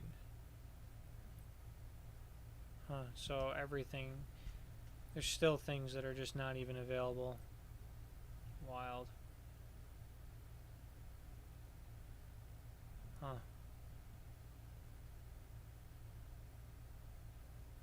Well, alright.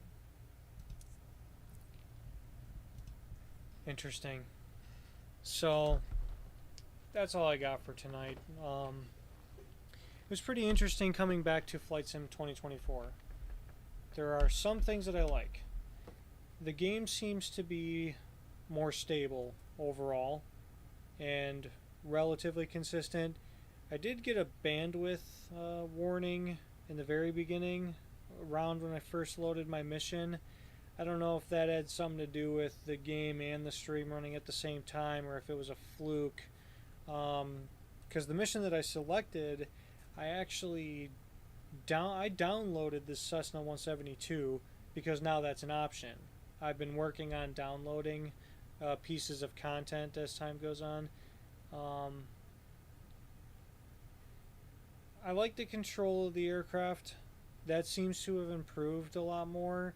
I remember it being a lot more sensitive and just hard to control, especially the Cessna 172. For some reason, Flight Simulator just the last 4 years hasn't been able to get that one right, but it's better now. I like the controllability. I like that. This career mode is still pretty bad overall, and I like this simulator, and it's definitely set up to be really good, and the graphics are great, the flight characteristics are improving. This could be a really good sim, but the whole thing with the release of 2024 was the career mode, because people were wondering, why would you release a new flight simulator 4 years after your brand new one that you, after decades of not making them, the last one was Flight Sim X, then they come out with 2020, and all of a sudden, no, 2024, and their justification for it was the career mode. And the fact that this was their reason for releasing it, and it was kind of their thing with this new sim, it's extremely disappointing that it's in such a horrible condition still. The in-game ATC stuff is the thing that I think drives me the most crazy, because I am a real pilot. I am a real-life flight instructor, and the phraseology is garbage. And there are also procedures that just don't make sense. Like, ATC doesn't know if you're in IFR conditions or not, so they can't tell you, hey, you can cancel your IFR now. And the game forces you to do it too, but that would never happen in real life.